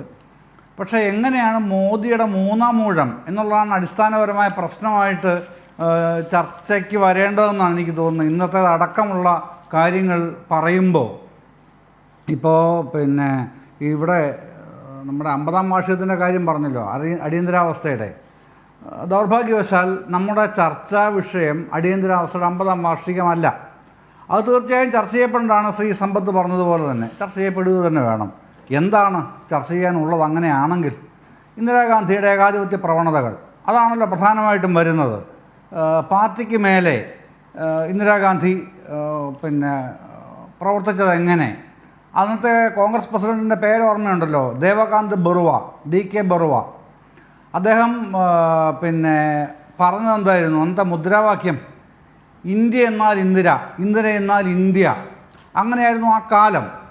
അതിൻ്റെ തനിയാവർത്തനമാണ് 21ാം നൂറ്റാണ്ടിലെ BJP നേതാവായിട്ടുള്ള ഗുജറാത്ത് മുഖ്യമന്ത്രിയും പിന്നീട് പ്രധാനമന്ത്രിയായി തീർന്ന മോദി. BJPക്ക് മുകളിലാണ് അദ്ദേഹത്തിൻ്റെ സ്ഥാനം അദ്ദേഹം സ്വയം പ്രതിഷ്ഠിച്ചിരിക്കുന്നത്. എന്തിന്? RSSൻ്റെയും മുകളിലാണ് മോദി സ്വയം പ്രതിഷ്ഠിച്ചിരിക്കുന്നത്. അതാണ് ഏകാധിപത്യത്തിൻ്റെ ആ പ്രവണത. അതുതന്നെയാണ് കൃത്യമായും അതുതന്നെയാണ് ചർച്ച ചെയ്യപ്പെടേണ്ടതും. ആ ചർച്ച ഏറ്റവും തീക്ഷ്ണമായി വന്നത് എവിടെയാണെന്നും കൂടെ നോക്കണം സിജു. പിന്നെ ഏറ്റവും ഒടുവിൽ പുറത്തിറങ്ങിയ ഓർഗനൈസർ എന്ന് പറഞ്ഞാൽ അറിയുമല്ലോ, RSSൻ്റെ മുഖമാസികയാണത്. പിന്നെ ഈ മാസം 11ാം തീയതിയാണ് ഏറ്റവും ഒടുവിലത്തെ ലക്കം പുറത്തിറങ്ങുന്നത്. ആ ഓർഗനൈസറിൽ രത്തൻ ശാരദ എന്ന് പറഞ്ഞ RSS സൈദ്ധാന്തികൻ, ഗ്രന്ഥകർത്താവ്, ദീർഘകാലമായി RSS നേതാവാണ് അദ്ദേഹത്തിൻ്റെ സാമാന്യം ദീർഘമായ ഒരു ലേഖനമുണ്ട്. ആ ലേഖനം തലക്കെട്ട് തന്നെ election result reality check for overconfident BJP വർക്കേഴ്സ്. അമിതമായ ആത്മവിശ്വാസമുള്ള BJP പ്രവർത്തകർക്ക് വേണ്ടി തെരഞ്ഞെടുപ്പ് ഫലങ്ങളെപ്പറ്റി ഉള്ള ഒരു വസ്തുതാ പരിശോധന എന്ന് എന്നാണ് അദ്ദേഹത്തിൻ്റെ ലേഖനത്തിൻ്റെ തലക്കെട്ട് തന്നെ. എഴുതുന്നത് ഇവിടെ ഇരിക്കുന്ന ഒരാളുടെയും രാഷ്ട്രീയ അഫിലിയേഷനുള്ള ഒരു പ്രസ്ഥാനങ്ങളുടെ ആളല്ല, RSSൻ്റെ സൈദ്ധാന്തിക മുഖമായി അറിയപ്പെടുന്ന ഗ്രന്ഥകർത്താവായ പിന്നെ രത്തൻ ശാരദയുടേതാണ്. അതിൽ അദ്ദേഹം സുവ്യക്തമായി അടയാളപ്പെടുത്തുകയാണ് എന്താണ് ഈ കുറഞ്ഞ ഭൂരിപക്ഷത്തിൻ്റെ അടിസ്ഥാനമായി സംഭവിച്ചിട്ടുള്ളത് എന്ന്. അത് പിന്നെ ഉല്ലാസ് ബാബുവൊക്കെ അത് കാണാത്ത ആളൊന്നും ആവുമെന്ന് എനിക്ക് തോന്നുന്നില്ല. ഈ ഓർഗനൈസർ വരികയൊക്കെ സ്വാഭാവികം അദ്ദേഹം വായിക്കുന്ന ആളുമായിരിക്കും. അപ്പോൾ അതിൽ അദ്ദേഹം പറയുന്നുണ്ട് മോദി പിന്നെ പാർട്ടിയെക്കാളും വളർന്നുവെന്ന് മാത്രമല്ല RSSനെയും പിന്നെ വകവെക്കാത്ത നിലയിലായിപ്പോയി മോദിയുടെ പ്രഭാവം. മോദി പ്രഭാവത്തിന് കീഴിൽ കുമിളകളെപ്പോലെ ബബിൾസായിട്ട് നിൽക്കാനാണ് BJP നേതാക്കൾക്കും പ്രവർത്തകരും ഔത്സുക്യം കാണിച്ചത് എന്ന് കൃത്യമായി എഴുതുകയാണ് അദ്ദേഹത്തിൻ്റെ ആ ലേഖനത്തിൽ. എല്ലാം പറയാൻ ഈ ചർച്ചയിൽ സമയമില്ലാത്തതുകൊണ്ട് പിന്നെ ചർച്ചയല്ലല്ലോ ഇവിടെ നടക്കുന്ന പ്രധാനമായിട്ട് ആ ലേഖനത്തിനെ പറ്റിയുള്ള ചർച്ചയില്ല. പക്ഷേ പൊതുവായി അപ്പോൾ ഇത് പിന്നെ ഇതിൻ്റെ ഇന്നും പിന്നെ പ്രധാനമന്ത്രി പറഞ്ഞത് കേട്ടില്ലേ മാധ്യമങ്ങളോട് പറഞ്ഞത് സമവായത്തിൻ്റെ സ്വരമാണ് നമുക്കിനി വേണ്ടത്. ഇതുവരെ സമവായത്തിൻ്റെ സ്വരമില്ല. അതാണ് മോഹൻ ഭാഗവത് പറഞ്ഞത് 2 ആഴ്ച മുൻപ്. സമവായത്തിൻ്റെ സ്വരം പരിശീലിക്കണം നേതാക്കൾ. ഇപ്പോൾ JP നദ്ദ തെരഞ്ഞെടുപ്പ് കാലത്ത് ഇടയ്ക്ക് പറഞ്ഞു BJPക്ക് ഇപ്പോൾ RSSൻ്റെ സഹായം ആവശ്യമില്ല, അത്രത്തോളം BJP വളർന്നു കഴിഞ്ഞു. അത് കോട്ട് ചെയ്തുകൊണ്ടാണ് ചോദിക്കുന്നത് പിന്നെ രത്തൻ ശാരദ ചോദിക്കുന്നത് എന്തുകൊണ്ടാണ് BJPക്ക് RSSൻ്റെ സഹായം ആവശ്യമില്ല തീരുമാനത്തിലേക്ക് എത്താൻ കാരണം, RSSുമായി ബന്ധപ്പെടാൻ എന്താണ് BJPയുടെ വൈമുഖ്യം. പിന്നെ RSSന് BJPയുടെ ആവശ്യമില്ല, പക്ഷേ BJPക്ക് RSSൻ്റെ ഉണ്ടായിരുന്നല്ലോ ഇത്ര കാലവും. ഇതൊക്കെ അദ്ദേഹം ചോദിക്കുന്നുണ്ട്. അപ്പോൾ പ്രശ്നം ഇത് തന്നെയാണ്. ഇത് പുറത്തുള്ള ഒരു വിമർശനത്തിൻ്റെ പ്രശ്നമല്ല, ഇത് അകത്തുള്ളതാണ്. RSS എന്ന് പറയുന്നത് അറിയാമല്ലോ, ആ ഒരു അംബ്രല്ലയുടെ കീഴിലാണ് ഈ BJP എന്ന പാർട്ടിയും കേന്ദ്രമന്ത്രിസഭയൊക്കെ ഉണ്ടായതും നിലനിർത്തിക്കൊണ്ട് പോകുന്നതും ഒക്കെ അങ്ങനെയാണ്. അപ്പോൾ അവർക്കിടയിൽ നിന്ന് തന്നെ വിഘടിത സ്വരം, വിയോജിപ്പിൻ്റെ തീക്ഷ്ണമായ വിമർശനങ്ങൾ ലേഖന രൂപത്തിൽ തന്നെ വരികയാണ്. എവിടെ? ഓർഗനൈസർ എന്ന RSSൻ്റെ മുഖമാസികയിൽ തന്നെ. അപ്പോൾ അതുകൊണ്ടാണ് പിന്നെ ഈ വിമർശനങ്ങൾ കഠിനമാകുന്നതും എന്ന് മനസ്സിലാക്കേണ്ടതുണ്ട് ഇതുമായി ബന്ധപ്പെട്ട എല്ലാ ആൾക്കാരും. മോദിക്ക് ഇനി അങ്ങനെ ഈസി ആയിട്ട് നരേന്ദ്രമോദിക്ക് ഏകാധിപത്യ രീതിയിൽ പ്രവർത്തിക്കാൻ കഴിയില്ല എന്ന് അവരുടെ പിന്നെ ഈ സംഘകുടുംബത്തിൻ്റെ തന്നെ പ്രധാനപ്പെട്ട ഉല്ലാസ് ബാബുവിന് അത് കൃത്യമായി ഉല്ലാസ് ബാബു ഈ എം ജയചന്ദ്രൻ പറഞ്ഞ ഓർഗനൈസറിലെ ലേഖനം അടക്കമുള്ള കാര്യങ്ങൾ നിങ്ങളുടെ RSSൻ്റെ നേതാവ് മോഹൻ ഭാഗവത് കഴിഞ്ഞ ആഴ്ച നേരത്തെ സൂചിപ്പിച്ചതുപോലെ പറഞ്ഞ കാര്യങ്ങളിൽ പ്രധാനപ്പെട്ടത് പ്രതിപക്ഷത്തിനെ കേൾക്കണമെന്നതാണ്. താങ്കൾ നേരത്തെ പറഞ്ഞത് ഈ പ്രതിപക്ഷത്തിനെ കേൾക്കേണ്ട കാര്യം എന്താണെന്നുള്ളതാണ്. വളരെ കൃത്യമായിരുന്നു അന്ന് മോഹൻ ഭാഗവത് പറഞ്ഞത്. ഈ വലിയ തിരിച്ചടി മോദി, അതായത് RSSനേക്കാൾ BJPയേക്കാൾ വളർന്ന മോദി പ്രശ്നമാണെന്ന് RSSന് ബോധ്യപ്പെടുകയും ചെയ്തു. ആ RSS പറയുകയാണ് പ്രതിപക്ഷത്തെ കേൾക്കണമെന്ന്. ആ പ്രതിപക്ഷത്തെ കേൾക്കേണ്ടെന്നാണോ നിങ്ങളിപ്പോഴും പറഞ്ഞുകൊണ്ടിരിക്കുന്നത് ശ്രീ ഉല്ലാസ് ബാബു? ഷിജു, അതിൽ കൃത്യമായിട്ടുള്ള തെറ്റു, അല്ലെങ്കിൽ ഷിജു മനഃപൂർവ്വം ഒരു തെറ്റ് പറഞ്ഞിട്ടുണ്ട്. പ്രതിപക്ഷത്തെ കേൾക്കണ്ട എന്ന് ഉല്ലാസ് ബാബു പറഞ്ഞു. ഷിജു, അത് ഉല്ലാസ് ബാബു പറഞ്ഞിട്ടില്ല കേട്ടോ. താങ്കൾ പറഞ്ഞ എന്തിനാണ് അവിടെ വന്നിരുന്നു കൂവാൻ ഒരു പ്രതിപക്ഷം വേണോ എന്നാണ് ചോദിച്ചത്. കൂവാൻ ബഹളം വയ്ക്കാൻ പ്രതിപക്ഷം വേണോ എന്നാണ് താങ്കൾ ചോദിച്ചത്. അങ്ങനെയല്ല ചോദിച്ചത്. അതങ്ങനെയല്ല ചോദിച്ചാൽ അങ്ങേക്ക് ചെവി ഡോക്ടറെ കാണിക്കേണ്ട ആവശ്യമായിട്ടുണ്ട്. ഞാൻ ചോദിച്ചത് 10 വർഷക്കാലം ഇതിനു മുൻപ് പ്രതിപക്ഷം അവിടെ ഇരുന്ന് കൂവലല്ലായിരുന്നോ? പ്രതിപക്ഷം ശബ്ദിച്ചാലും എന്താണ് കുഴപ്പം എന്നാണ് ഞാൻ ചോദിച്ചത്. അങ്ങയുടെ ചെവി അടിയന്തരമായി ഡോക്ടറെ കാണിക്കുക. 3 അങ്ങ് ചോദിച്ച ചോദ്യങ്ങൾ. അങ്ങയുടെ ടാഗ് ലൈനെ കുറിച്ച് ഞാൻ പറഞ്ഞപ്പോൾ അങ്ങേക്ക് ഭയങ്കര വിഷമമായില്ലേ? പ്രതിപക്ഷം ശബ്ദിപ്പിക്കുമ്പോൾ. ഞാൻ മറ്റേ കാര്യം ചോദിച്ചാൽ എനിക്ക് വരാട്ടോ, അതിന് മുന്നേ കാര്യങ്ങൾക്ക് ഉത്തരം പറയണമല്ലോ. പ്രതിപക്ഷം ശബ്ദിക്കുമ്പോൾ എന്ന് പറഞ്ഞ ടാഗ് ലൈൻ തെറ്റാണ്, അല്ലെങ്കിൽ നിങ്ങളുടെ ചാനലിൽ അത് എഴുതി കാണിക്കുന്നത് ശരിയല്ല എന്ന് ഞാൻ പറയാൻ കാരണം, ഞാൻ വിയോജിപ്പ് പറയാൻ കാരണവും അടിയന്തരാവസ്ഥയുടെ 50ാം വാർഷികത്തിലേക്ക് കടക്കുമ്പോൾ ആ പ്രതിപക്ഷത്തിൻ്റെ ശബ്ദത്തെ സ്റ്റിച്ച് ബോളിൻ്റെ തുന്നലിട്ട പോലെ തുന്നിയവരാണ് കോൺഗ്രസ് നേതാക്കന്മാർ. അതിൽ നിങ്ങളടക്കം അതിന്റെ പ്രയാസം അനുഭവിച്ചവരാണ്, കമ്മ്യൂണിസ്റ്റ് പാർട്ടി അടക്കം. തോളിൽ കയറിക്കൊണ്ട് ആ മുന്നണിയിൽ ഇരുന്നു കൊണ്ട് ഇന്ന് നിങ്ങൾ പ്രതിപക്ഷം ശബ്ദിക്കുമ്പോൾ എന്ന് ടാഗ് ലൈൻ പറയുമ്പോൾ ആ ശബ്ദത്തെ അടിച്ചൊതുക്കിയ കോൺഗ്രസിന്റെ ഒപ്പം നിങ്ങൾ എത്തിയിരിക്കുന്നു. വരുമ്പോൾ ഞാൻ കൃത്യമായി പറയും എന്താണ് പ്രതിപക്ഷം ശബ്ദിക്കുമ്പോൾ. ഈ ശബ്ദം എന്ന് പറയുന്നത് സമ്പത്ത് വ്യക്തമാക്കി. ആ പ്രതിപക്ഷത്തിന്റെ ശബ്ദം ഇവിടെ ജനത്തിന്റെ ശബ്ദമാണ്. നിങ്ങൾക്ക് നൽകിയ കൃത്യമായ താക്കീതായിരുന്നു കഴിഞ്ഞ ലോക്സഭാ തെരഞ്ഞെടുപ്പ്. നിങ്ങളുടെ പ്രധാനമന്ത്രി നരേന്ദ്രമോദി 3.5 ലക്ഷത്തിന്റെ വോട്ടിന്റെ പിന്നിൽ പോയി. നിങ്ങളുടെ അയോധ്യയിൽ നിങ്ങൾ വലിയ കൊണ്ടാടിക്കൊണ്ടുവന്ന അയോധ്യയിൽ പ്രാണപ്രതിഷ്ഠ നടത്തിയ നിങ്ങളുടെ ഗാസിയാബാദിൽ ഫൈസാബാദിൽ നിങ്ങളുടെ സ്ഥാനാർത്ഥി തോറ്റുപോയി. അങ്ങനെ നിങ്ങളുടെ സ്മൃതി ഇറാനി അടക്കമുള്ളവർ തോറ്റുപോയി. വലിയ തരത്തിലുള്ള താക്കീത് നിങ്ങൾക്ക് നൽകുകയാണ് ചെയ്തത്. അപ്പോഴും നിങ്ങൾ പറയുകയാണ് പ്രതിപക്ഷമാണ് പ്രശ്നമെന്ന് പറയുമ്പോൾ അംഗീകരിക്കാനാകുന്നില്ല. അതൊരു കൃത്യമായ രാഷ്ട്രീയം എന്ന തലത്തിലെ മാധ്യമ പ്രവർത്തന രീതിയിൽ പോലും മാധ്യമപ്രവർത്തകർ നിങ്ങൾ കഴിഞ്ഞ തവണ മോദി സർക്കാർ ചെയ്തെന്താണ്? ബോഡി മീഡിയ എന്ന് പറയുന്ന കുഴലൂത്ത് മാധ്യമങ്ങളെ കുറിച്ച് സ്തുതി പാടിക്കൊണ്ടിരിക്കുകയായിരുന്നില്ലേ നിങ്ങൾ അതല്ല, അതിനപ്പുറത്ത് എന്താണ് ചെയ്തത്? നിങ്ങൾ ഇവിടുത്തെ എതിർ ശബ്ദങ്ങൾ അടിച്ചൊതുക്കിയായിരുന്നില്ലേ? പാർലമെന്റിൽ MP-മാരെ പുറത്താക്കിയായിരുന്നില്ലേ? അവിടെ കർഷകരെ നിങ്ങൾ ബുൾഡോസർ കയറ്റി കൊല്ലുകയായിരുന്നില്ലേ? ആ ശബ്ദം ഇതാ പാർലമെന്റിൽ വരുന്നു എന്നാണ് ഞാൻ പറഞ്ഞത്. ആ ടാഗ് ലൈൻ അതാണ് ഉദ്ദേശിക്കുകയും ചെയ്തത്. ആ ടാഗ് ലൈൻ അതല്ല ഉദ്ദേശിച്ചത്. വെറുതെ ഇല്ല വർത്താനം പറയണ്ട. ഈ പ്രതിപക്ഷം ശബ്ദിക്കുമ്പോൾ ഇന്നത്തെ ദിവസം ടാഗ് ലൈൻ കൈരളി ചാനൽ എഴുതുമ്പോൾ ആ പ്രതിപക്ഷത്തിന്റെ ശബ്ദത്തെ ചവിട്ടി അരച്ചവരുടെ തോളിൽ ഇരുന്നു കൊണ്ടാണ് നിങ്ങളത് സംസാരിക്കുന്നത് എന്നാണ് ഞാൻ പറഞ്ഞത്. എൻ്റെ അഭിപ്രായം കൃത്യമാണ്. ഞാൻ ചോദിച്ചോട്ടെ, നിങ്ങൾ നേരത്തെ പറഞ്ഞല്ലോ എന്താണ് ഏകാധിപത്യ ഭരണത്തിൻ്റെയും അപ്രഖ്യാപിത അടിയന്തരാവസ്ഥയുമായിരുന്നു 10 വർഷം. അതുകൊണ്ടാണ് ഞങ്ങൾക്ക് സീറ്റ് കുറഞ്ഞതെന്ന് പറഞ്ഞു. നിങ്ങളുടെ ഈ കേരളത്തിനൊന്ന് ഉദാഹരിച്ചോട്ടെ, ഞാൻ ഒരൊറ്റ സെക്കൻഡ്. ഈ കേരളത്തെ ഉദാഹരിക്കുന്ന സമയത്ത് നിങ്ങളുടെ അപ്രഖ്യാപിത അടിയന്തരാവസ്ഥ പിണറായി വിജയൻ നടത്തിയതിൻ്റെ പേരിലും ഏകാധിപത്യ സ്വഭാവം കാണിച്ചതിൻ്റെ പേരിലും ജനങ്ങളെ അംഗീകരിക്കാത്തതിൻ്റെ പേരിലാണ് 19 സീറ്റിൽ ചവിട്ടി വലിച്ച് ജനങ്ങൾ പുറത്തേക്ക് ഇട്ടത് നിങ്ങളെ. അപ്പൊ നിങ്ങൾ ഇന്ന് അതല്ല, അവിടെ ഒരു പ്രശ്നമുണ്ട് ഉല്ലാസ് ബാബു. അവിടെ പിണറായി ഈ 2024 വോട്ട് ചെയ്തത് മോദിയെ പുറത്താക്കാനാണ്, പിണറായിയെ പുറത്താക്കാനല്ല. മോദിയെ പുറത്താക്കാനാണ് കേരളത്തിലെ ജനത വോട്ട് ചെയ്തത്. സിജു പറഞ്ഞല്ലോ 2029 എന്ത് സംഭവിക്കുന്നൊക്കെ വലിയ വർത്തമാനം പറഞ്ഞില്ലേ നിങ്ങൾ. 2026 നിങ്ങൾക്ക് എന്ത് സംഭവിക്കുമെന്ന് നിങ്ങളൊന്ന് ചർച്ച ചെയ്യും. നമ്മൾ ആ ചർച്ചയുടെ വാക്ക് അതിലേക്ക് മാറ്റണ്ട. ശ്രീ ജയചന്ദ്രൻ സാറും ശ്രീ സമ്പത്ത് സാറും അതാ പറഞ്ഞു അടിയന്തരാവസ്ഥ ഇപ്പോൾ ഒരിക്കലും ചർച്ച ചെയ്യേണ്ട ഒരു ആവശ്യകതയല്ല, ആ സമയമല്ല ഇതെന്ന് പറഞ്ഞു. സാർ ഇപ്പോഴാണ് സംശയം. ഈ ഒറ്റ കാര്യം ചോദിച്ചോട്ടെ, ഇതാണ് യഥാർത്ഥ സമയം. അടിയന്തരാവസ്ഥയെ മറന്നുകൊണ്ട് പോകാൻ പറ്റുമോ? ജയചന്ദ്രൻ സാറ് പറഞ്ഞു ഇന്ദിര എന്നാൽ ഇന്ത്യ, ഇന്ത്യ എന്നാൽ ഇന്ദിര എന്ന് കംപ്ലീറ്റ് ചെമ്പരുമേ അന്നത്തെ ആസാമിലെ നേതാവായിട്ടുള്ള BK ബർവയുടെ നേതൃത്വത്തിൽ എഴുതി വെച്ച സമയത്ത് അതുപോലെയായിരുന്നു ഞങ്ങൾ എഴുതി വെച്ച്. അങ്ങനെയല്ല സാർ, അതിനെ ഇതുമായിട്ട് നിങ്ങൾ കൂട്ടിക്കെട്ടണ്ട. അന്നത്തെ അടിയന്തരാവസ്ഥ കാലഘട്ടത്തിൽ ഇവർ നടമാടിയിട്ടുള്ള പ്രവർത്തനങ്ങളെ ജയചന്ദ്രൻ സാറും സമ്പത്ത് സാറും അംഗീകരിക്കില്ല, രാഷ്ട്രീയത്തിന് വേണ്ടി പോലും അംഗീകരിക്കില്ല എന്ന് ഞാൻ വിശ്വസിക്കുന്ന ഒരാളാണ്. കാരണം നിങ്ങൾ അതിൻ്റെ യാഥാർത്ഥ വശം മനസ്സിലാക്കേണ്ടത്. സാർ സമ്പത്ത് സാറ് പറഞ്ഞു, SV മാവലേക്കറിൻ്റെ ഒരു വിഷയം പറഞ്ഞു. സാർ ആ ചട്ടങ്ങളും റൂളുകളും നിൽക്കുന്ന സമയത്ത് തന്നെ GMC ബാലയോഗി 1999 ഏപ്രിൽ 17 പാർലമെന്റിൽ നടത്തിയിട്ടുള്ള ഒരു സംഭവം അങ്ങേക്ക് അറിയാമെന്ന് തോന്നുന്നു. വാജ്പേയി സർക്കാരിനെ പുറത്താക്കാൻ വേണ്ടി ഒറീസയിലെ MLA സ്ഥാനാർത്ഥിയായി ജയിച്ച് ഒറീസയിലെ മുഖ്യമന്ത്രിയായിട്ടുള്ള ഗിരിധർ ഗോമങ് അങ്ങ് അറിയുന്നു എനിക്ക് തോന്നുന്നു.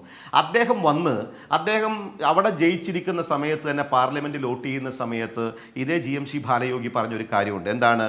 ശ്രീ മാവ്ലേക്കർ പറഞ്ഞ അന്നത്തെ കാര്യത്തെ പ്രസിഡന്റായിട്ട് ഞാൻ എടുക്കുന്നില്ല. അന്ന് പണ്ട് ഇതേപോലെ പറഞ്ഞ സമയത്ത് ഇറക്കി വിടുകയാണ് ചെയ്തത്. പക്ഷേ ഇന്ന് ഞാൻ അത് ചെയ്യുന്നില്ല. നിങ്ങളുടെ മനസാക്ഷിയോട് ചോദിച്ചു ചെയ്തു. അന്നും നിങ്ങൾ ഒരുമിച്ച് നിന്നുകൊണ്ട് ഈ പ്രതിപക്ഷത്തിൽ സൂത്രപ്പണി നടത്തിക്കൊണ്ട് ഞങ്ങളെ പുറത്താക്കാൻ നിങ്ങൾ ശ്രമിച്ചു.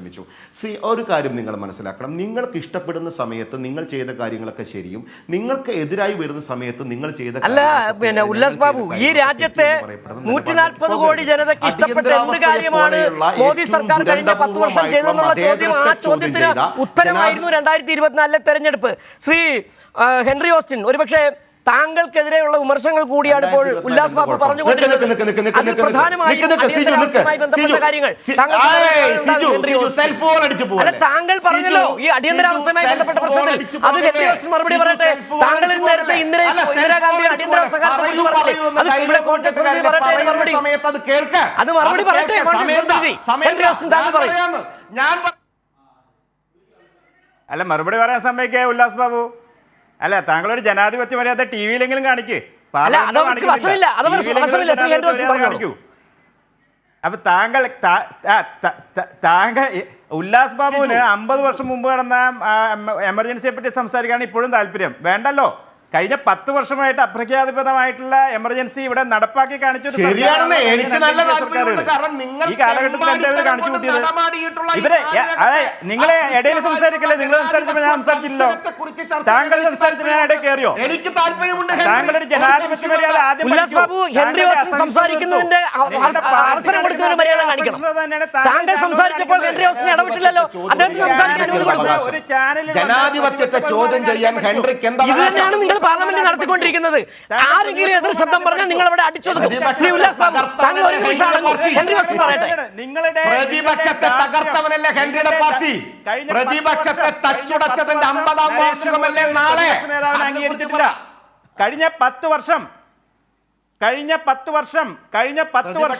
ഒരു പ്രതിപക്ഷ നേതാവില്ലാതെ സഭയെ നേരിട്ട പ്രധാനമന്ത്രിയാണ് ശ്രീ നരേന്ദ്രമോദി. ആദ്യമായി അദ്ദേഹം ഒരു പ്രതിപക്ഷ നേതാവിനെ നേരിടാൻ പോവുകയാണ്. അതിന്റെ അസ്വസ്ഥത അദ്ദേഹത്തിനുണ്ട്.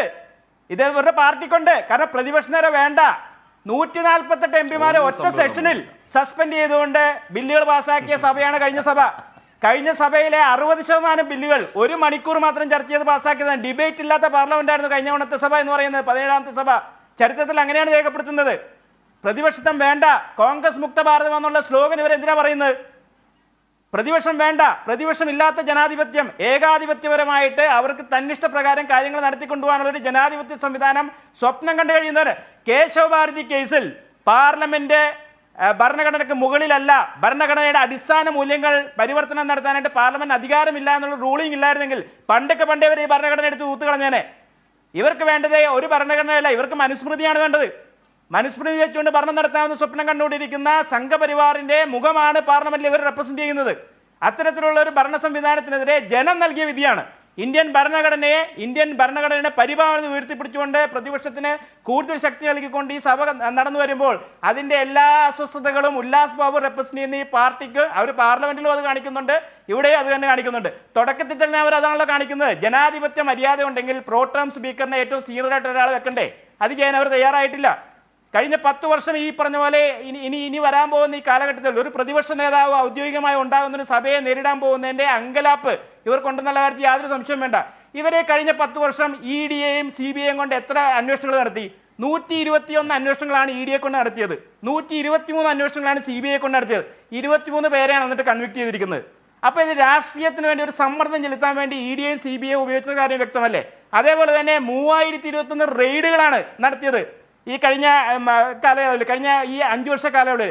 2005 മുതൽ 2014 വരെ ഇന്ത്യയിൽ ആകെ 112 റെയ്ഡാണ് നടന്നതെങ്കിൽ 2015 മുതൽ 22 വരെയുള്ള കാലയളവിൽ 3010 റെയ്ഡുകളാണ് ED ഉപയോഗിച്ച് ചെയ്തത്. അപ്പം രാഷ്ട്രീയ സമ്മർദ്ദത്തിന് വേണ്ടി കേന്ദ്ര സംവിധാനങ്ങളെ ദുരുപയോഗം ചെയ്തുകൊണ്ട് അത്തരത്തിൽ ഭരണഘടന ഇവർക്ക് എതിരായി വരുന്ന രാഷ്ട്രീയ പ്രതിയോഗികളെ അടിച്ചൊതുക്കാനായിട്ട് അല്ലെങ്കിൽ രാഷ്ട്രീയ സമ്മർദ്ദത്തിലാക്കാനായിട്ട് അതൊരു സിസ്റ്റമാക്കി ഡെവലപ്പ് ചെയ്ത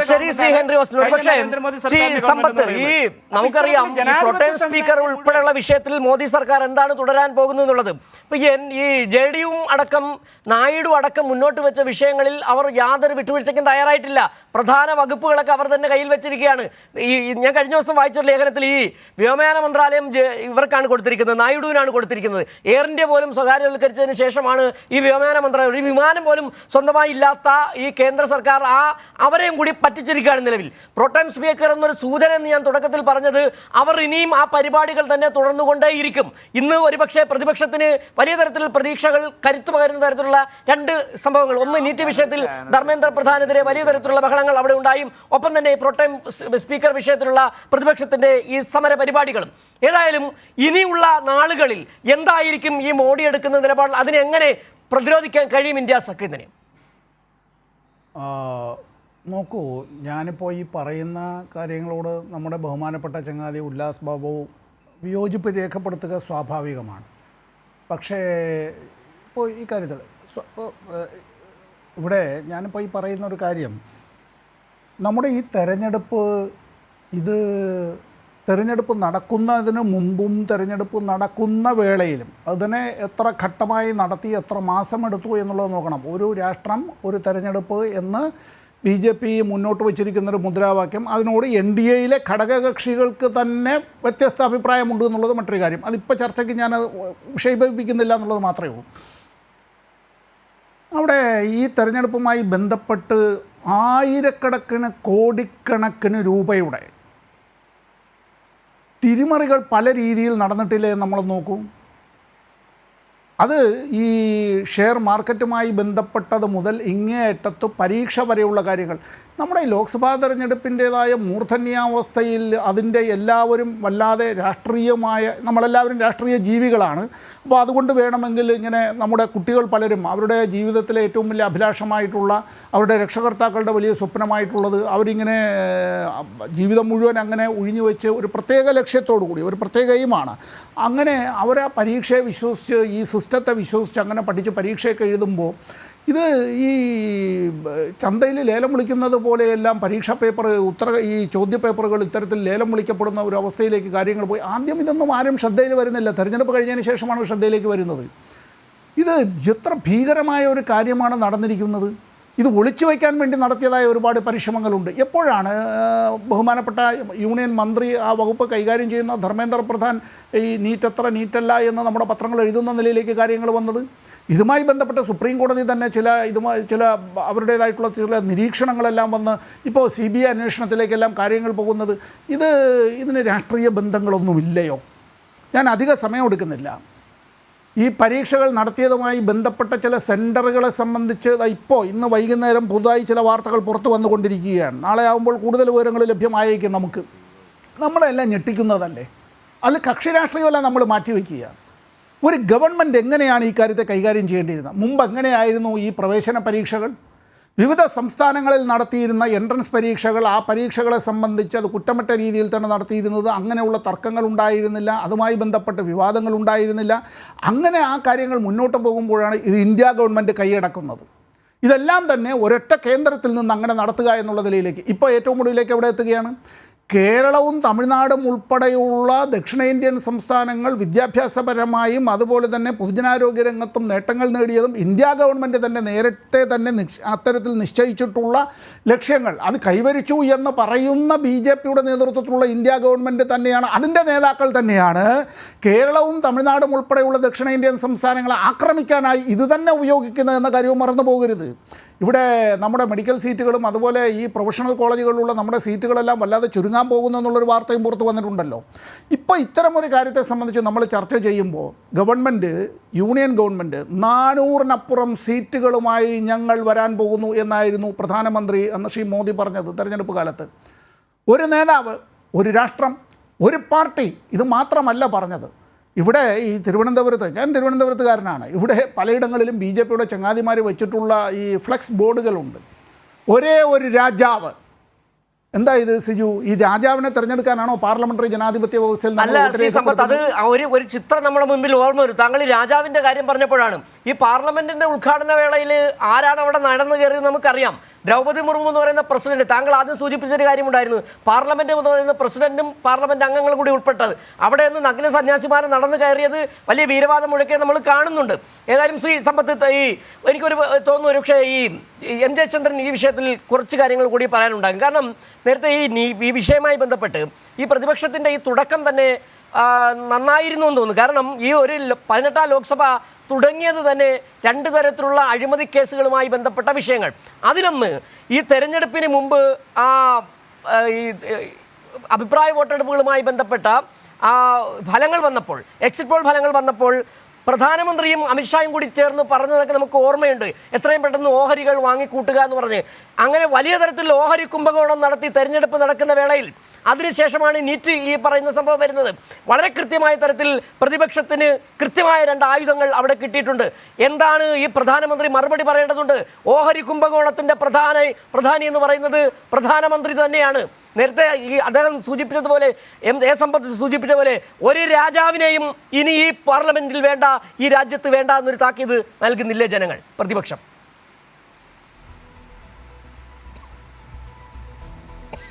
അല്ല, അത് സിജു, ഇന്ന് രാഹുൽ ഗാന്ധി എക്സിൽ പങ്കുവച്ച ഒരു ചിത്രമുണ്ട്.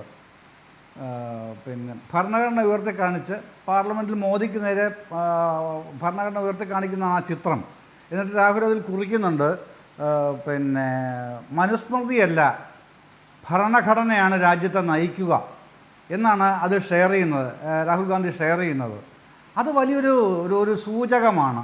എന്താണ് ഇനി ഇന്ത്യൻ ജനാധിപത്യം എങ്ങനെയായിരിക്കണം എന്ന് ഇന്ത്യ സഖ്യം, പ്രതിപക്ഷ നിര എങ്ങനെ കാണുന്നു എന്നുള്ളതിൻ്റെ ഏറ്റവും ചുരുക്കത്തിലുള്ള ഒരു വിവരണമായിട്ടാണ് അതിനെ വായിച്ചെടുക്കുക. പക്ഷേ തീർച്ചയായിട്ടും അങ്ങനെയല്ല മോദി വായിച്ചെടുക്കുക എന്നുള്ളതായിരുന്നു ഇന്നലെ വരെയുള്ള അനുഭവങ്ങൾ. പ്രത്യേകതയുള്ളത്, ഈ ഇന്നലെയുള്ള അനുഭവങ്ങൾ മാറ്റിവെക്കാൻ പ്രധാനമന്ത്രി മോദി ബാധ്യസ്ഥനാകുന്നത് ഈ സമവായത്തിൽ കൂടെ മുമ്പോട്ട് പോകണം എന്നുള്ള നിർദ്ദേശം RSSൽ നിന്ന് വരുന്നു. അദ്ദേഹം തന്നെ സമവായത്തിൻ്റെ സാധ്യതകളെക്കുറിച്ച് ഇന്ന് പാർലമെൻറ്റ് സമ്മേളനം തുടങ്ങുന്നതിന് മുമ്പ് മാധ്യമങ്ങളോട് ഷെയർ ചെയ്യുന്നു. ഇതൊക്കെ സൂചിപ്പിക്കുന്നത് എന്താണ്? തൻ്റെ നേതൃത്വത്തിൽ കഴിഞ്ഞ 10 വർഷക്കാലം നടന്ന ഭരണത്തിൻ്റെ ഉള്ളിൽ നടന്നിട്ടുള്ള ഒരുപാട് തരത്തിലുള്ള ഇപ്പോൾ സൂചിപ്പിച്ചതുപോലെയുള്ള സാമ്പത്തികമായ തിരിമറികൾ എന്നല്ല, അട്ടിമറികൾ. അതിലേറ്റവും നിർണായകമായിരുന്നു ഇലക്ട്രൽ ബോണ്ട് അഴിമതി എന്നുള്ളത്. അതൊക്കെ രാജ്യം കണ്ടതാണ്. രാജ്യം പറഞ്ഞിട്ട് ഇതിനൊന്നും അംഗീകരിക്കാതെ വന്നപ്പോൾ സുപ്രീം കോടതി ഫെബ്രുവരി 15 പറയുകയായിരുന്നല്ലോ, ഈ വർഷം ഇത് ജനാധിപത്യ വിരുദ്ധമാണ്, ഭരണഘടനാ വിരുദ്ധമാണ്. ഇങ്ങനെ ഒരു സുപ്രീം കോടതി യൂണിയൻ ഗവൺമെൻറ്റിൻ്റെ ഒരു നയത്തെപ്പറ്റി ഈ നാളിതുവരെ സ്വാതന്ത്ര്യം കിട്ടിയതിന് ശേഷം നാളിതുവരെ അങ്ങനെ പദപ്രയോഗം ഇന്ത്യ പരമോന്നത കോടതി നടത്തിയിട്ടില്ല. ജനാധിപത്യ വിരുദ്ധവും ഭരണഘടനാ വിരുദ്ധവുമാണ്. അത്തരത്തിൽ സുപ്രീം കോടതിയിൽ അടിയേറ്റ് വാങ്ങേണ്ടി വന്ന മോദി ഗവൺമെൻറ്റിന് അത്തരത്തിലുള്ള ഒരു നടപടിയും ഇനി തുടരാൻ കഴിയില്ല. ഇന്ന് ശ്രദ്ധിച്ചിട്ടുണ്ടോ, താങ്കൾ ശ്രദ്ധിച്ചിട്ടുണ്ടോ എന്ന് ഞാൻ വിചാരിക്കുന്നു, അർണബ് ഗോസ്വാമിയുടെ ഒരു പുതിയ ഗീർവാണം പിന്നെ രാഹുൽ ഗാന്ധിയുടെയും ഇദ്ദേഹത്തിൻ്റെ റോബർട്ട് വാദ്രയുടെയും കെണിയിൽ വീഴരുത് പിന്നെ യൂണിയൻ ഗവൺമെൻറ്. ഏത് കാര്യത്തിൽ? നീറ്റിൻ്റെയും നെറ്റിൻ്റെയും പ്രശ്നങ്ങളിൽ. ഇത് രാഹുൽ ഗാന്ധിയും റോബർട്ട് വാദ്രയും ഉണ്ടാക്കിയ കേസ് പോലെയാണ് ഇയാൾ പറയുന്നത് കേട്ടാൽ തോന്നുക, അർണബ് ഗോസ്വാമി പറയുന്നത് കേട്ടാൽ തോന്നുക. അത്തരത്തിൽ ഇപ്പോഴും ഈ നിമിഷത്തിലും എങ്ങനെ മാനിപ്പുലേറ്റ് ചെയ്യാം എന്ന് ആലോചിക്കുന്ന വലിയൊരു സംഘത്തെ കൂടെ കൊണ്ടാണ് ഈ മുന്നണി പ്രധാനമന്ത്രി അടക്കമുള്ള ഇന്നത്തെ ജൽപ്പനം. അതെ അതെ അതെ അത് തന്നെയാണ് കാര്യം. അത്തരത്തിലുള്ള ഇത് സ്തുതിപാഠകരാണെങ്കിൽ നമുക്ക് മനസ്സിലാക്കാം, അതായിക്കോട്ടെ. പക്ഷേ ഇതങ്ങനെയല്ല, ഇത് യഥാർത്ഥ മാനിപ്പുലേറ്റേഴ്സ് തന്നെയാണ്. ഈ മാനിപ്പുലേറ്റേഴ്സാണ് മോദിക്ക് ആവശ്യമായ ഊർജം ഇനിയും കൊടുക്കാം എന്ന് ആഗ്രഹിക്കുന്നതും അതിനുവേണ്ടി തയ്യാറെടുത്ത് രംഗത്തിറങ്ങിയിരിക്കുന്നതും. പക്ഷേ ഒരു കാരണവശാലും അത്തരം പരിപാടി നടക്കില്ല. അത് സുവ്യക്തമായിട്ടുണ്ട് ഇതിനകം തന്നെ പല നിലകളിലും. അതുതന്നെയാണ് പിന്നെ അക്കാര്യത്തിൽ ഞാൻ പിന്നെ ഈ മോഹൻ ഭാഗവതിനോട് നന്ദി പറയും. ഇങ്ങനെയല്ല ഭരിക്കേണ്ടത് എന്ന് പറഞ്ഞ് അദ്ദേഹം രാജ്യത്തോട് ആയിട്ട് നടത്തിയ മോദിയെയാണ് അഡ്രസ്സ് ചെയ്യുന്നത്, പക്ഷേ രാജ്യത്തോടായിട്ടാണ് പറയുന്നത്. ആ പറഞ്ഞ താക്കീതുകൾ, ആ താക്കീതുകളെ അവഗണിച്ച് മോദി മുമ്പോട്ട് പോകാൻ തീരുമാനിച്ചാൽ ജനങ്ങൾ സമ്മതിക്കില്ല. അതാണ് ഇലക്ഷൻ റിസൾട്ടിന്റെ അൾട്ടിമേറ്റ് ആയിട്ടുള്ള ചൂണ്ടിക്കാട്ടിയ ചില കാര്യങ്ങളുണ്ട്. കോടതികൾ പറഞ്ഞു നിങ്ങൾ പല ഘട്ടങ്ങളിൽ എടുത്ത നിലപാടുകൾ ശരിയല്ല. തെരഞ്ഞെടുപ്പ് കമ്മീഷനെ നിങ്ങൾ വടിയെടുത്ത് നിർത്തി അവസാനം പറയേണ്ടി വന്നു. JP നദ്ദയോട് പേരിന് വേണ്ടി തെരഞ്ഞെടുപ്പ് കാലത്ത് നടത്തിയ നിങ്ങളുടെ പ്രധാനമന്ത്രി നടത്തിയ വിദ്വേഷ പരാമർശങ്ങൾക്കെതിരെ കമ്മീഷൻ ഇതെടുത്തു. നിങ്ങൾ RSS നേതാവ് തന്നെ മോഹൻ ഭാഗവത് തന്നെ പറയുന്നു. പക്ഷേ ഈ കോടതികളും കമ്മീഷനെയും RSSനെ അടക്കം നിങ്ങളുടെ നേതാവ് വിരട്ടി നിർത്തിയാൽ പോലും ജനങ്ങളുടെ വിവേകം അതിന് മുകളിലാണ് എന്ന് തന്നെയാണ് തിരിച്ചറിയുകയും ചെയ്തത്. അതുകൊണ്ടാണ് ഒന്നുകൂടി എടുത്ത് പറയേണ്ടി വരുന്നത്, ആ ശബ്ദം, ആ ജനത്തിൻ്റെ ശബ്ദം ഈ പ്രതിപക്ഷ ശബ്ദമായി ഈ പാർലമെൻറ്റിൽ ലോക്സഭയിൽ ഉയർന്നു കേൾക്കുമെന്ന് തന്നെയാണ് ആ ടാഗ് ലൈൻ ഒന്നുകൂടി എനിക്ക് പറയേണ്ടി വരികയും ചെയ്യുന്നുണ്ട്. നിങ്ങൾക്ക് ഇനിയും ഇത്തരത്തിൽ ഈ കോടതികളെയും പേടിപ്പിച്ച് കമ്മീഷനെ പേടിപ്പിച്ച് പോകാൻ പറ്റുമെന്ന് കരുതുന്നുണ്ടോ ശ്രീ ഉല്ലാസ് ബാബു? ഞാൻ അങ്ങ് ഇടപെടരുത്, ദയവ് ചെയ്തൊരു മാന്യത കാണിക്കണം. 5 കാര്യം ഞാൻ പറയുന്നുള്ളൂ. നോക്കൂ, ശ്രീ ജയചന്ദ്രൻ എന്ന് പറയുന്ന അദ്ദേഹം പറഞ്ഞു രാഹുൽ ഗാന്ധി എക്സിൽ ഒരു പടം ചുരുക്കി പറയണമെന്ന് വെച്ചാൽ ഒരു 2 കിലോമീറ്റർ ചോദ്യം ചോദിച്ച് 1/2 കിലോമീറ്റർ മറുപടി പറയാൻ എങ്ങനെ പറ്റും സാറേ? അതായത് രാഹുൽ ഗാന്ധി എക്സിലൊരു പടം വെച്ചിട്ടുണ്ട്. ആ പടത്തിൽ ഇത് മനുസ്മൃതിയല്ല, ഇത് ഭരണഘടനയാണ് ആവശ്യം എന്ന് അദ്ദേഹം പറഞ്ഞിട്ടുണ്ട്. SR ബൊമ്മെ സർക്കാർ കർണാടകയിൽ പിരിച്ചുവിട്ടതും അതേപോലെ തന്നെ ശ്രീ NT രാമറാവുവിൻ്റെ സർക്കാരിനെ പിരിച്ചുവിട്ടതും ഒക്കെ ഓർക്കുന്നുണ്ടല്ലോ അല്ലേ?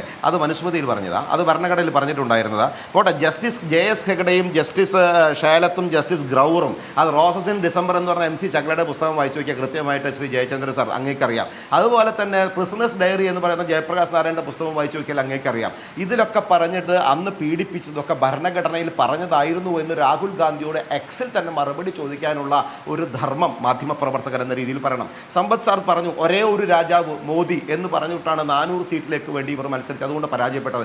സാർ ചോദിച്ചോട്ടെ, 2 പാർലമെന്റ് തെരഞ്ഞെടുപ്പിലും 20 സീറ്റ് ജയിക്കുമെന്ന് ഒരേ ഒരു ക്യാപ്റ്റൻ കാരണഭൂതൻ എന്ന് നിങ്ങൾ എഴുതി വെച്ച് പിണറായി വിജയന്റെ പടം വെച്ചതുകൊണ്ടോ അന്നും ഒന്നും ഇന്നും ഒന്നിലേക്ക് നിങ്ങൾ തകർന്നത് എന്ന് അങ്ങും ഒന്ന് ആലോചിച്ചാൽ വളരെ നല്ലതായിരുന്നു. സാർ, നിങ്ങൾ എത്ര കാലം മറ്റുള്ളവരെ ഭീഷണിപ്പെടുത്തി പുച്ഛിച്ചും എന്ന് മുന്നോട്ട് പോകും, നിങ്ങൾ ഇലക്ഷൻ കമ്മീഷനെ പേടിപ്പിച്ച് മുന്നോട്ട് പോകുമെന്ന് പറഞ്ഞു. ഒരു സാധനം ഷിജു മറന്നു. കൈരളി ചാനലിൽ ഞാനടക്കം ചർച്ചയ്ക്കിരുന്നത് എന്താണെന്നറിയോ? ഇലക്ട്രൽ മെഷീൻ എന്ന് പറഞ്ഞാൽ ഇലക്ഷനിൽ ഇതിങ്ങനെ വോട്ട് കുത്തണ മെഷീൻ കള്ളത്തരം കാണിച്ചു എന്ന് പറഞ്ഞിട്ട് ചർച്ച വരെ സൂത്രപ്പണിയിലൂടെ നടത്തിയിട്ടുണ്ട് നിങ്ങളെല്ലാവരും കേട്ടോ. ആ ചർച്ച ഇപ്പം നിങ്ങൾ മാറ്റിവെച്ച് എന്താ വെച്ചാൽ അപ്പം നിങ്ങൾക്ക് പ്രതിപക്ഷത്തിൽ സീറ്റ് കൂട്ടിയ സമയത്ത് ആ ചർച്ച നിങ്ങൾ അതിന് മാറ്റിവെച്ചു. ഒരു കാര്യം നിങ്ങൾ മനസ്സിലാക്കിക്കോ, 543 സീറ്റുള്ള ഇവിടത്ത് ഞങ്ങളുടെ മുന്നണി കൃത്യമായി അധികാരത്തിൽ വന്നത് മുന്നണി ജയിച്ചിട്ട് തന്നെയാണ്. 1ാം UPAയും 2ാം UPAയും നരസിംഹറാവുവും അടക്കമുള്ള സ്ഥലത്ത് ഇതേപോലെ കൂട്ടുമുന്നണി ഉണ്ടായിരുന്ന ചരിത്രവും മറന്നുകൊണ്ട് ഇപ്പോൾ ഒരു പ്രത്യേക കൂട്ടുമുന്നണി ഉണ്ടാക്കിയതായിട്ട് നിങ്ങൾക്ക് തോന്നുന്നുണ്ടെങ്കിൽ അത് നിങ്ങൾക്ക് രാഷ്ട്രീയ അന്ധതയുടെ പുറത്താണ്. നിങ്ങൾ ഇതൊക്കെ സംസാരിക്കുമ്പോൾ കേരള നിയമസഭയിൽ ഈ കാരണഭൂതനും ഈ ക്യാപ്റ്റനും ഈ വാഴ്ത്തുപാട്ടുകാരൊക്കെ കൂടി ഈ കേരള ജനതയോട് കാണിക്കുന്ന നീതികേടെങ്കിലും അല്ല, താങ്കൾ ഇത് കുറച്ചു നേരം കൊണ്ട് ഇത് ആവർത്തിക്കുന്നുണ്ട്. ഈ 2019 24 തെരഞ്ഞെടുപ്പിലെ ജനവിധി എന്താണെന്നുള്ളത് കൃത്യമായി വിലയിരുത്തൽ അത് ഇവിടുത്തെ CPM-നുണ്ടാകും, അതോടൊപ്പം തന്നെ കേരളത്തിലെ ജനങ്ങൾക്കും ഉണ്ടാകും. ഒരുപക്ഷെ സമ്പത്തിനടക്കം അതിന് മറുപടി നൽകാം. അദ്ദേഹം പറയുകയാണ് ഈ താങ്കൾ ആദ്യം മനസ്സിലാക്കണം ഉല്ലാസ് ബാബു, 2019 24 കേരള ജനത വോട്ട് ചെയ്ത് മോദിയെ പുറത്താക്കാനാണ്. അതിനുവേണ്ടിയാണ് കോൺഗ്രസിനെ പിന്തുണച്ചത്. അത് ഇവിടുത്തെ കോൺഗ്രസ്സുകാർക്ക് അറിയാം, CPM-ന് കേരള ജനതയ്ക്ക് അറിയാം.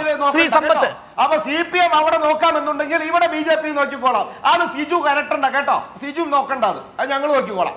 അത് ആര് വരട്ടാൻ വരുന്നു ശ്രീ ഉല്ലാസ് ബാബു? താങ്കൾ നേരത്തെ പറഞ്ഞല്ലോ ഭീഷണിപ്പെടുത്തി, കോൺഗ്രസ് ഭീഷണിപ്പെടുത്തി, കേരളത്തിൽ ആരൊക്കെ ഭീഷണിപ്പെടുത്തി? ഇവിടെ ഭീഷണിയുടെ നിങ്ങളല്ലേ ഈ ഭീഷണിയുടെ നിങ്ങളല്ലേ പറഞ്ഞത്? നിങ്ങളുടെ പ്രധാനമന്ത്രിയല്ലേ പറഞ്ഞത് മുസ്ലിങ്ങൾ ഈ രാജ്യത്തുള്ള പാർട്ടിക്ക് വേണ്ടിയിട്ട് മുഖപ്രസംഗം പറഞ്ഞ സിജുവിനെ എന്ത് യോഗ്യതയാണ്? ശ്രീ സമ്പത്ത്, താങ്കൾക്ക് ഇതിന് മറുപടി പറയാം. അടിയന്തരാവസ്ഥയുടെ 50ാം വാർഷികം നിങ്ങൾ ഇവിടെ നിൽക്കുന്ന സമയത്ത് എന്ത് ക്രൂരതയെ കാണിച്ചത് നിങ്ങൾ? ഇന്നത്തെ ചർച്ച വിഷയം തനി തെറ്റല്ലേ? അതെ, ഉല്ലാസ് ബാബുവും സിജുവും തമ്മിൽ ഇങ്ങനെ നിങ്ങൾ തമ്മിലൊരു തർക്കത്തിലേക്ക് പോയാൽ ഞങ്ങൾക്ക് വർത്തമാനം പറയാനുള്ള സമയം വളരാതെ ചുരുങ്ങിപ്പോകും. ഈ അടിയന്തരാവസ്ഥ തടവുകാരായിട്ടുള്ള പഴയ വിദ്യാർത്ഥി നേതാക്കളും, അന്ന് അവർ വിദ്യാർത്ഥി നേതാക്കളായിരുന്നു പലരും, സഖാവ് MA ബേബി ഉൾപ്പെടെ, സഖാവ് MV വിജയകുമാർ ഉൾപ്പെടെയുള്ള നിരവധി നേതാക്കൾ തിരുവനന്തപുരത്ത് നാളെ ഒരു ചടങ്ങിൽ അവർ പങ്കെടുക്കുന്നുണ്ട്. അവർ പങ്കെടുക്കുന്ന ചടങ്ങിൽ ഞാനും ആ ഒരു ചടങ്ങിൽ ഞാൻ പങ്കെടുക്കുന്നുണ്ട്. നേരത്തെ ഉല്ലാസ് ബാബു പറഞ്ഞതുപോലെ എൻ്റെ പിതാവ് ഉൾപ്പെടെയുള്ളവർ എന്തിനാണ് അറസ്റ്റ് ചെയ്യപ്പെടുന്നതെന്ന്, എന്ത് കുറ്റമാണ് അവർ ചെയ്തത് എന്നുള്ളത്, ഇനി കുറ്റം എന്തെങ്കിലും തെളിയിക്കപ്പെട്ടാൽ അതിന് ശിക്ഷിക്കപ്പെടുന്നതിനേക്കാൾ കൂടുതൽ കാലം അവർ കരുതൽ തടങ്കൽ നിയമം അനുസരിച്ചടക്കം ജയിലിൽ കഴിയേണ്ടി വന്നത്, അങ്ങനെയുള്ള നിരവധി കാര്യങ്ങളുണ്ട്. ഞാനത് ഇന്ന് ചർച്ചാ വിഷയം അതല്ല എന്നുള്ളത് കൊണ്ടാണ് ഞാനതിലേക്ക് കൂടുതൽ കടക്കാത്തത്. എന്ന് മാത്രമല്ല, ഇന്നും ഇന്ത്യ ഗവൺമെൻറ് ഇപ്പോഴും പിന്തുടരുന്നതായിട്ടുള്ള ഈ പ്രിവെൻറ്റീവ് ഡിറ്റൻഷൻ ഉണ്ടല്ലോ, ഏത് കരുതൽ തടങ്കൽ നിയമം. ഇവിടെ BJP വല്ലാതെ BJPക്ക് വേണ്ടി നമ്മുടെ ചങ്ങാതി ശ്രീ ഉല്ലാസ് ബാബു പറയുമ്പോഴും ഇന്ത്യയിൽ ആദ്യമായി വാസ്തവത്തിൽ പ്രിവെൻറ്റീവ് ഡിറ്റൻഷനെതിരായി അത്തരത്തിൽ വ്യക്തിസ്വാതന്ത്ര്യവുമായി ബന്ധപ്പെട്ട്, പൗരാവകാശങ്ങളുമായി ബന്ധപ്പെട്ട് ലോകമെമ്പാടും നിയമവിദ്യാർത്ഥികളും അത്തരത്തിൽ പഠിക്കേണ്ടി വരുന്നതായിട്ടുള്ളൊരു കേസുണ്ട്. AK Gopalan versus state of Madras എന്നുള്ള കേസാണത്.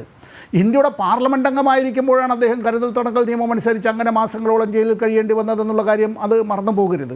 ഞാനിപ്പോൾ എന്തുകൊണ്ടാണ് ഇത് സൂചിപ്പിച്ചതെന്ന് പറയാമോ? ഇന്നിപ്പോൾ BJPയുടെ നേതാക്കൾ ആ ഒരു സഭയിൽ ഒരു കാരണവശാലും കാണരുത് എന്നാഗ്രഹിച്ചിരുന്ന, മുട്ടിപ്പായി പ്രാർത്ഥിക്കുക എന്നൊക്കെ നമ്മൾ പറയില്ലേ, മലയാളത്തിൽ അങ്ങനെ ഒരു ചൊല്ലില്ലേ, അതുപോലെ ഹൃദയം തൊട്ട് അവരങ്ങനെ പ്രാഗിയിരുന്നതായിട്ടുള്ള ചില ആളുകളുണ്ട്. അമ്ര റാം ചുറ്റിക്കാരുവാൾ നക്ഷത്രം മലയാളത്തിലാണ് വിജയിച്ചത്. അദ്ദേഹം രാജസ്ഥാനിൽ നിന്നാണ് വിജയിച്ചത്. ശരിയാണ്, കോൺഗ്രസിൻ്റെ അടക്കം പിന്തുണ ഉണ്ടായിരുന്നു. പിന്തുണ പോലും ഇല്ലാതെ 4 തവണ അദ്ദേഹം അവിടുത്തെ രാജസ്ഥാൻ നിയമസഭയിൽ അദ്ദേഹം അംഗമായിരുന്നു. ആ അമ്ര റാം അടക്കം നേതൃത്വം നൽകിയതായിട്ടുള്ള കർഷക പ്രക്ഷോഭം, ആ കർഷക പ്രക്ഷോഭം എന്നുള്ളത് ഭക്ഷണം കഴിച്ചു മാത്രമേ, ജലം അത് കഴിഞ്ഞാൽ ഭക്ഷണം മനുഷ്യൻ അനിവാര്യമായിട്ടുള്ളതാണ്, വായു, ജലം, ഭക്ഷണം എന്നുള്ളത്. ഇത് നമുക്ക് അത്തരത്തിൽ കൃഷി ചെയ്തു തരുന്ന കർഷകരെ എങ്ങനെയാണ് നേരിട്ടത് എന്ന് ചോദിച്ചാൽ ലോകത്തിലെ ഒരു രാഷ്ട്രങ്ങളിലും കർഷകരെയും കർഷക തൊഴിലാളികളെയും ആ വിധത്തിൽ നേരിട്ടിട്ടില്ല എന്നുള്ളത് മാത്രമല്ല, അവർക്ക് തോക്കുകൊണ്ടുള്ള ഭക്ഷണം കൊടുക്കൂ എന്ന് പറഞ്ഞതുപോലെ അത്തരം കാര്യങ്ങൾ മാത്രമല്ല, രാജ്യദ്രോഹികളെന്നടക്കം വിശേഷിപ്പിച്ചുകൊണ്ട് നമ്മുടെ ഈ നാട്ടിലെ എല്ലാവരും ഇവർ ഉൽപ്പാദിപ്പിക്കുന്നതായിട്ടുള്ള ധാന്യമണികൾ മുതൽ പച്ചക്കറികളും പാലും മറ്റ് ദ്രവ്യങ്ങളും എല്ലാം കഴിക്കുന്നവരാണ് നമ്മുടെ മക്കളും എല്ലാവരും തന്നെ. അവരെ എങ്ങനെയാണ് വിളിച്ചത്, എങ്ങനെയാണ് അധിക്ഷേപിച്ചത്? ചെയ്യാൻ പാടില്ലാത്തതായ ഒരു കുറ്റമായിരുന്നല്ലോ. ആ 4 നിയമങ്ങൾ, ഓർഡിനൻസുകൾ നിയമങ്ങളാക്കി കൊണ്ടുവരാൻ വേണ്ടി പ്രതിപക്ഷ പാർട്ടികളിലെ MP-മാരെ സഭയിൽ നിന്ന് അവരെ പുറത്താക്കിക്കൊണ്ടാണല്ലോ ഇതെല്ലാം ചെയ്തത്. ഇതുമായി ബന്ധപ്പെട്ട് ഞാൻ അമ്രാറാമിൻ്റെ പേര് മാത്രമായി ചുരുക്കുന്നില്ല. എഞ്ചിനീയർ റാഷീദ് എന്നൊരാളിനെ പറ്റി കേട്ടിട്ടുണ്ടാവുമല്ലോ. എഞ്ചിനീയർ റാഷീദ് ജമ്മു കാശ്മീരിലെ ആർട്ടിക്കിൾ 370 റദ്ദാക്കിക്കൊണ്ട് അങ്ങനെ അമിത്ഷാ തൻ്റെ കീശയിൽ നിന്ന് ഒരു കടലാസ് കഷ്ണം വലിച്ചെടുത്ത് ടുഡേയ്സ് ബിസിനസ്, അത്തരത്തിൽ ഞാനിപ്പോൾ നേരത്തെ കാണിച്ച 3 പുസ്തകങ്ങളുണ്ടല്ലോ, ആ പുസ്തകങ്ങളിൽ പറഞ്ഞിട്ടുള്ളതിൽ തന്നെ ആ റൂൾസ് അനുസരിച്ചാണ് എങ്കിൽ ടുഡേയ്സ് ലിസ്റ്റ് ഓഫ് ബിസിനസ് എന്ന് അത്തരത്തിലൊരെണ്ണം അടിച്ച് MP-മാരുടെ കയ്യിൽ കിട്ടും. അങ്ങനെ ഒരു കാര്യത്തിലേ ഉണ്ടായിരുന്നില്ല. ഒരൊറ്റ വാക്കോടുകൂടി തന്നെ ആ സംസ്ഥാനം ഇല്ലാതാകുന്നു. ഒരു ഭാഗത്തിന് സംസ്ഥാന പദവി തന്നെ നഷ്ടപ്പെടുന്നു, മറ്റൊരു ഭാഗത്ത് അവിടുത്തെ നിയമസഭ തന്നെ പിരിച്ചുവിടപ്പെടുന്നു. എഞ്ചിനീയർ റാഷീദ് അന്ന് മുതൽ തടവിലാണ്. അടിയന്തരാവസ്ഥയെക്കുറിച്ച് ഇവിടെ ചർച്ച ചെയ്തല്ലോ. ഏത് അടിയന്തരാവസ്ഥ പ്രഖ്യാപിച്ചിട്ടാണ് ഇത്തരത്തിൽ ജമ്മു കാശ്മീരിൽ നിന്ന് സ്വതന്ത്ര അംഗമായി ജയിച്ചു വന്ന എഞ്ചിനീയർ റാഷീദ് തടവറയിൽ നിന്നാണ് തെരഞ്ഞെടുപ്പ് പോരാട്ടത്തിന് നേരിട്ടത് അല്ലേ? BJP അവിടെ ഒരു സീറ്റിലും മത്സരിച്ചില്ല. ജമ്മു കാശ്മീരിനെ പാഠം പഠിപ്പിക്കാനായിട്ടാണ് പോയതല്ലോ. ഒരിടത്ത് പോലും മത്സരിച്ചില്ലല്ലോ എന്ന് വേണമെങ്കിൽ പറയാം. സ്വതന്ത്രനായി അദ്ദേഹം ജയിച്ചു വന്നു. അദ്ദേഹത്തെ കാണാൻ പോലും ആ BJPയുടെ നേതാക്കൾ ആഗ്രഹിക്കുന്നില്ല. ആ മഹുവ മൈത്ര എന്താ സ്ഥിതി? ഒരു വനിതാ MP ആണ്. അവരെ എങ്ങനെയാണ് നേരിട്ടത്? എത്തിക്സ് കമ്മിറ്റിയെ വെച്ചുകൊണ്ട് എങ്ങനെയാണ് നേരിട്ടത്? ആ വിധത്തിലുള്ള കാര്യങ്ങളുമായി ബന്ധപ്പെട്ടിട്ടുള്ളത് അങ്ങനെ ആയിരുന്നു അത് ചെയ്യേണ്ടതെന്ന്. ഞാൻ പ്രിവിലേജ് കമ്മിറ്റിയിൽ അംഗമായിരുന്ന ഒരാളെന്നുള്ള നിലയിൽ കൂടിയാണ് ഞാൻ ചോദിക്കുന്നത്. അവരൊരു കാരണവശാലും സഭയിൽ അവരുടെ മുഖം കാണാനായി ആഗ്രഹിക്കുന്നില്ല. എന്തൊക്കെയായിരുന്നു അത്തരത്തിൽ അന്ന് മന്ത്രിമാരടക്കം പറഞ്ഞത്? പുറത്ത് പല ആളുകൾക്കും സോഷ്യൽ മീഡിയയിൽ കൂടി പലതും പറയാം. നമ്മൾ ഈ ചർച്ച നടത്തുമ്പോഴും വേണമെങ്കിൽ പല ആളുകൾക്കും കേട്ടാൽ അറയ്ക്കുന്ന നിന്ദ്യമായ ഒരു വിധത്തിലും ഒരു ശൗചാലയത്തിൽ പോലും എഴുതി വയ്ക്കാനായി മനോരോഗികൾ പോലും അറയ്ക്കുന്നതായിട്ടുള്ള വാക്കുകൾ ഉപയോഗിച്ച് പാർലമെൻറ്റ് അംഗങ്ങളെ അങ്ങനെ പല ആളുകളും അഭിസംബോധന ചെയ്തില്ലേ? ഈ ഇക്ര ഹസനെ ഓർമ്മയുണ്ടല്ലോ. ആരാണ് എന്നുള്ളത് ആ വനിത സമാജ്വാദി പാർട്ടിയുടെ MP ആണ്. ഇക്ര ഹസൻ അവർ വിദേശത്തായിരുന്നു അവരുടെ പഠനം. പക്ഷേ ഇന്ത്യയിലേക്ക് തിരിച്ചു വരേണ്ടി വന്നത് എന്തുകൊണ്ട് എന്നുള്ളതും തൻ്റെ ബന്ധുമിത്രാദികൾ ആ വിധത്തിൽ ജയിലിലടക്കപ്പെടുകയും അവരുടെ അടക്കം കുടുംബത്തെ എങ്ങനെയാണ് അവിടുത്തെ യോഗിയുടെ ഗവൺമെൻറ് വേട്ടയാടിയത് എന്നുള്ളതും മറന്നു പോരുത്. ഇത്തരത്തിൽ നിരവധി MP-മാർ അവരുടെ മുന്നിലേക്ക് ഉണ്ട് എന്നുള്ള കാര്യം മറന്നു പോകരുത്. ഇതെല്ലാം പറയുമ്പോൾ ഒരു കാര്യം, ജനങ്ങളാണ് പരമാധികാരികൾ. ആഭ്യന്തര അടിയന്തരാവസ്ഥ പ്രഖ്യാപിച്ചുകൊണ്ട് അങ്ങനെ എതിർശബ്ദങ്ങളെല്ലാം വാമൂടിക്കെട്ടാനായി ശ്രമിച്ചപ്പോൾ സർവാധികാരിയാണ് എന്ന് അങ്ങനെ വിശേഷിപ്പിക്കപ്പെട്ടിരുന്ന ശ്രീമതി ഇന്ദിരാഗാന്ധിയെ അടക്കം പരാജയപ്പെടുത്തിക്കൊണ്ട് അധികാരത്തിൽ നിന്ന് തുടച്ചു മാറ്റിയത് ഇന്ത്യയിലെ ജനങ്ങളാണ് അല്ലേ? ഇപ്പോൾ 400-ലധികം സീറ്റുകളിലേക്ക് പോകുമെന്ന് പറഞ്ഞതും അത്തരം കാര്യം അതായിരുന്നല്ലോ പറയാം. ഞാൻ ഈ പറഞ്ഞത് ഇപ്പോൾ ഈ ഒരേ ഒരു രാജാവ് എന്നുള്ള നിലയിലേക്കുള്ള അത്തരത്തിലുള്ള ബോർഡുകൾ അത്തരത്തിൽ ഈ പറയുന്ന എവിടെയെങ്കിലും ഏതെങ്കിലും ഒരു സംസ്ഥാനത്തോ കേരള സംസ്ഥാനത്തോ മറ്റേതെങ്കിലും ഒരു നേതാവിനെ കുറിച്ച് വെച്ചിട്ടുള്ളതായി ഞാൻ ഇതുവരെ കണ്ടിട്ടില്ല. തമിഴ്നാട്ടിലടക്കം യാത്ര ചെയ്തപ്പോഴും ഞാൻ കണ്ടിട്ടില്ല. ആരൊക്കെ എങ്ങനെയൊക്കെ പുകഴ്ത്തിയിരുന്നാലും നമ്മുടെ ജനാധിപത്യ വ്യവസ്ഥ എന്നുള്ളത് ഒരു ആൾ ഒരു വോട്ട്, നമ്മളെല്ലാവരും തുല്യരാകുന്നത് ഒരിടത്തു മാത്രമാണ്. വേറെ ഒരിടത്തും ആ എഴുതി വയ്ക്കപ്പെട്ടിട്ടുള്ള പ്രസംഗിക്കപ്പെടുന്ന തുല്യത എന്നുള്ളത് ഇല്ല എന്നുള്ളത് നമുക്കെല്ലായിടത്തും അറിയാവുന്ന കാര്യമാണ്. അനുഭവത്തിൽ കൂടി ഒരിടത്തു മാത്രം തുല്യരാകുന്നു. എവിടെയാണ്? നമ്മുടെ സമ്മതിദാനാവകാശം നമ്മൾ വിനിയോഗിക്കാനായി പോകുമ്പോൾ നമ്മുടെ വോട്ട് എന്നുള്ളത് അത് വിനിയോഗിക്കുമ്പോൾ മാത്രം നമ്മൾ തുല്യരാകുന്നു. ഇലക്ട്രോണിക് വോട്ടിംഗ് യന്ത്രവുമായി ബന്ധപ്പെട്ട തർക്കമുണ്ട്. ആ തർക്കവുമായി ബന്ധപ്പെട്ടത് കേസ് ബഹുമാനപ്പെട്ട സുപ്രീം കോടതിയിൽ നിലവിലിരിക്കുകയാണ്. അന്തിമമായി വിധി പറഞ്ഞിട്ടില്ല എന്നുള്ള കാര്യം മറന്നു പോകരുത്. തെരഞ്ഞെടുപ്പ് എങ്ങനെയാണ് അട്ടിമറിക്കപ്പെടുന്നുള്ള ചണ്ഡീഗഡിലെ മേയർ തെരഞ്ഞെടുപ്പ് നമ്മളെ പഠിപ്പിച്ചതാണ്. നാളിതുവരെ ഒരു BJPയുടെ നേതാവും അത് സംബന്ധിച്ച് ഒരു അക്ഷരം കമ എന്ന് ഇതുവരെ മിണ്ടിയിട്ടില്ല. കൂടുതൽ വോട്ട് കിട്ടുന്നയാൾ ജയിക്കുന്നില്ല, കുറച്ച് വോട്ട് കിട്ടുന്നയാൾ ജയിക്കുന്നു. അവിടെ നോമിനേറ്റ് ചെയ്യപ്പെട്ട അംഗം തന്നെ റിട്ടേണിംഗ് ഓഫീസറായി വരണാധികാരിയായി വന്നിരുന്നത് എന്താണ് ചെയ്തത് എന്നുള്ളത് ഒരു ക്യാമറ അവിടെ ഉള്ളത് കൊണ്ട് ആ ക്യാമറ കണ്ടില്ല. അത് പതിഞ്ഞത് കൊണ്ട് സുപ്രീം കോടതിയിൽ എത്തിയപ്പോൾ സുപ്രീം കോടതിയിലും എന്തായിരുന്നു BJP ധരിച്ചത്? ഒന്നുകൂടി തെരഞ്ഞെടുപ്പ് നടത്താം, അങ്ങനെയാണെങ്കിൽ ആ സ്ഥലത്തെ MP-യുടെ അടക്കം വോട്ട് കൂടി ലഭിച്ചുകൊണ്ട് 3 അംഗങ്ങളെ കൂറുമാറ്റത്തിൽ കൂടി എടുത്തതുകൊണ്ട് അങ്ങനെ ജയിച്ചേക്കാം എന്നുള്ള നിലയിലേക്ക് സുപ്രീം കോടതി കള്ളനെ കയ്യോടുകൂടി പിടികൂടി എന്നിട്ട് പറഞ്ഞു. ശ്രീ സമ്പത്ത് ഇടപെടുകയാണ്. നിലവിൽ താങ്കൾ സൂചിപ്പിച്ചത് തന്നെയാണ് കാര്യം. ജനങ്ങളാണ് പരമാധികാരി, ജനങ്ങൾ തന്നെയാണ് പരമാധികാരി എന്ന ബോധ്യം രാജ്യത്തെ ഭരണാധികാരികൾക്കുണ്ടാകണം, ഒപ്പം തന്നെ പ്രതിപക്ഷത്തിനും ഉണ്ടാകണം. അത്തരത്തിലായിരിക്കണം പ്രതിപക്ഷത്തിൻ്റെ പ്രവർത്തനം. ഇനിയെങ്കിലും ഈ രാജാവ് കളി നിർത്തിക്കൊണ്ട് മോദി പാർലമെൻറ്റിന് വഴിപ്പെടണം, ജനങ്ങൾക്ക് വഴിപ്പെടണമെന്ന് തന്നെയാണ് പ്രതിപക്ഷം ആവശ്യപ്പെടുന്നത്, രാജ്യത്തെ ജനങ്ങൾ ആവശ്യപ്പെടുകയും ചെയ്തത്. ഏതായാലും ഈ സമയപരിമിതി ചർച്ച ഇവിടെ അവസാനിപ്പിക്കുകയാണ്.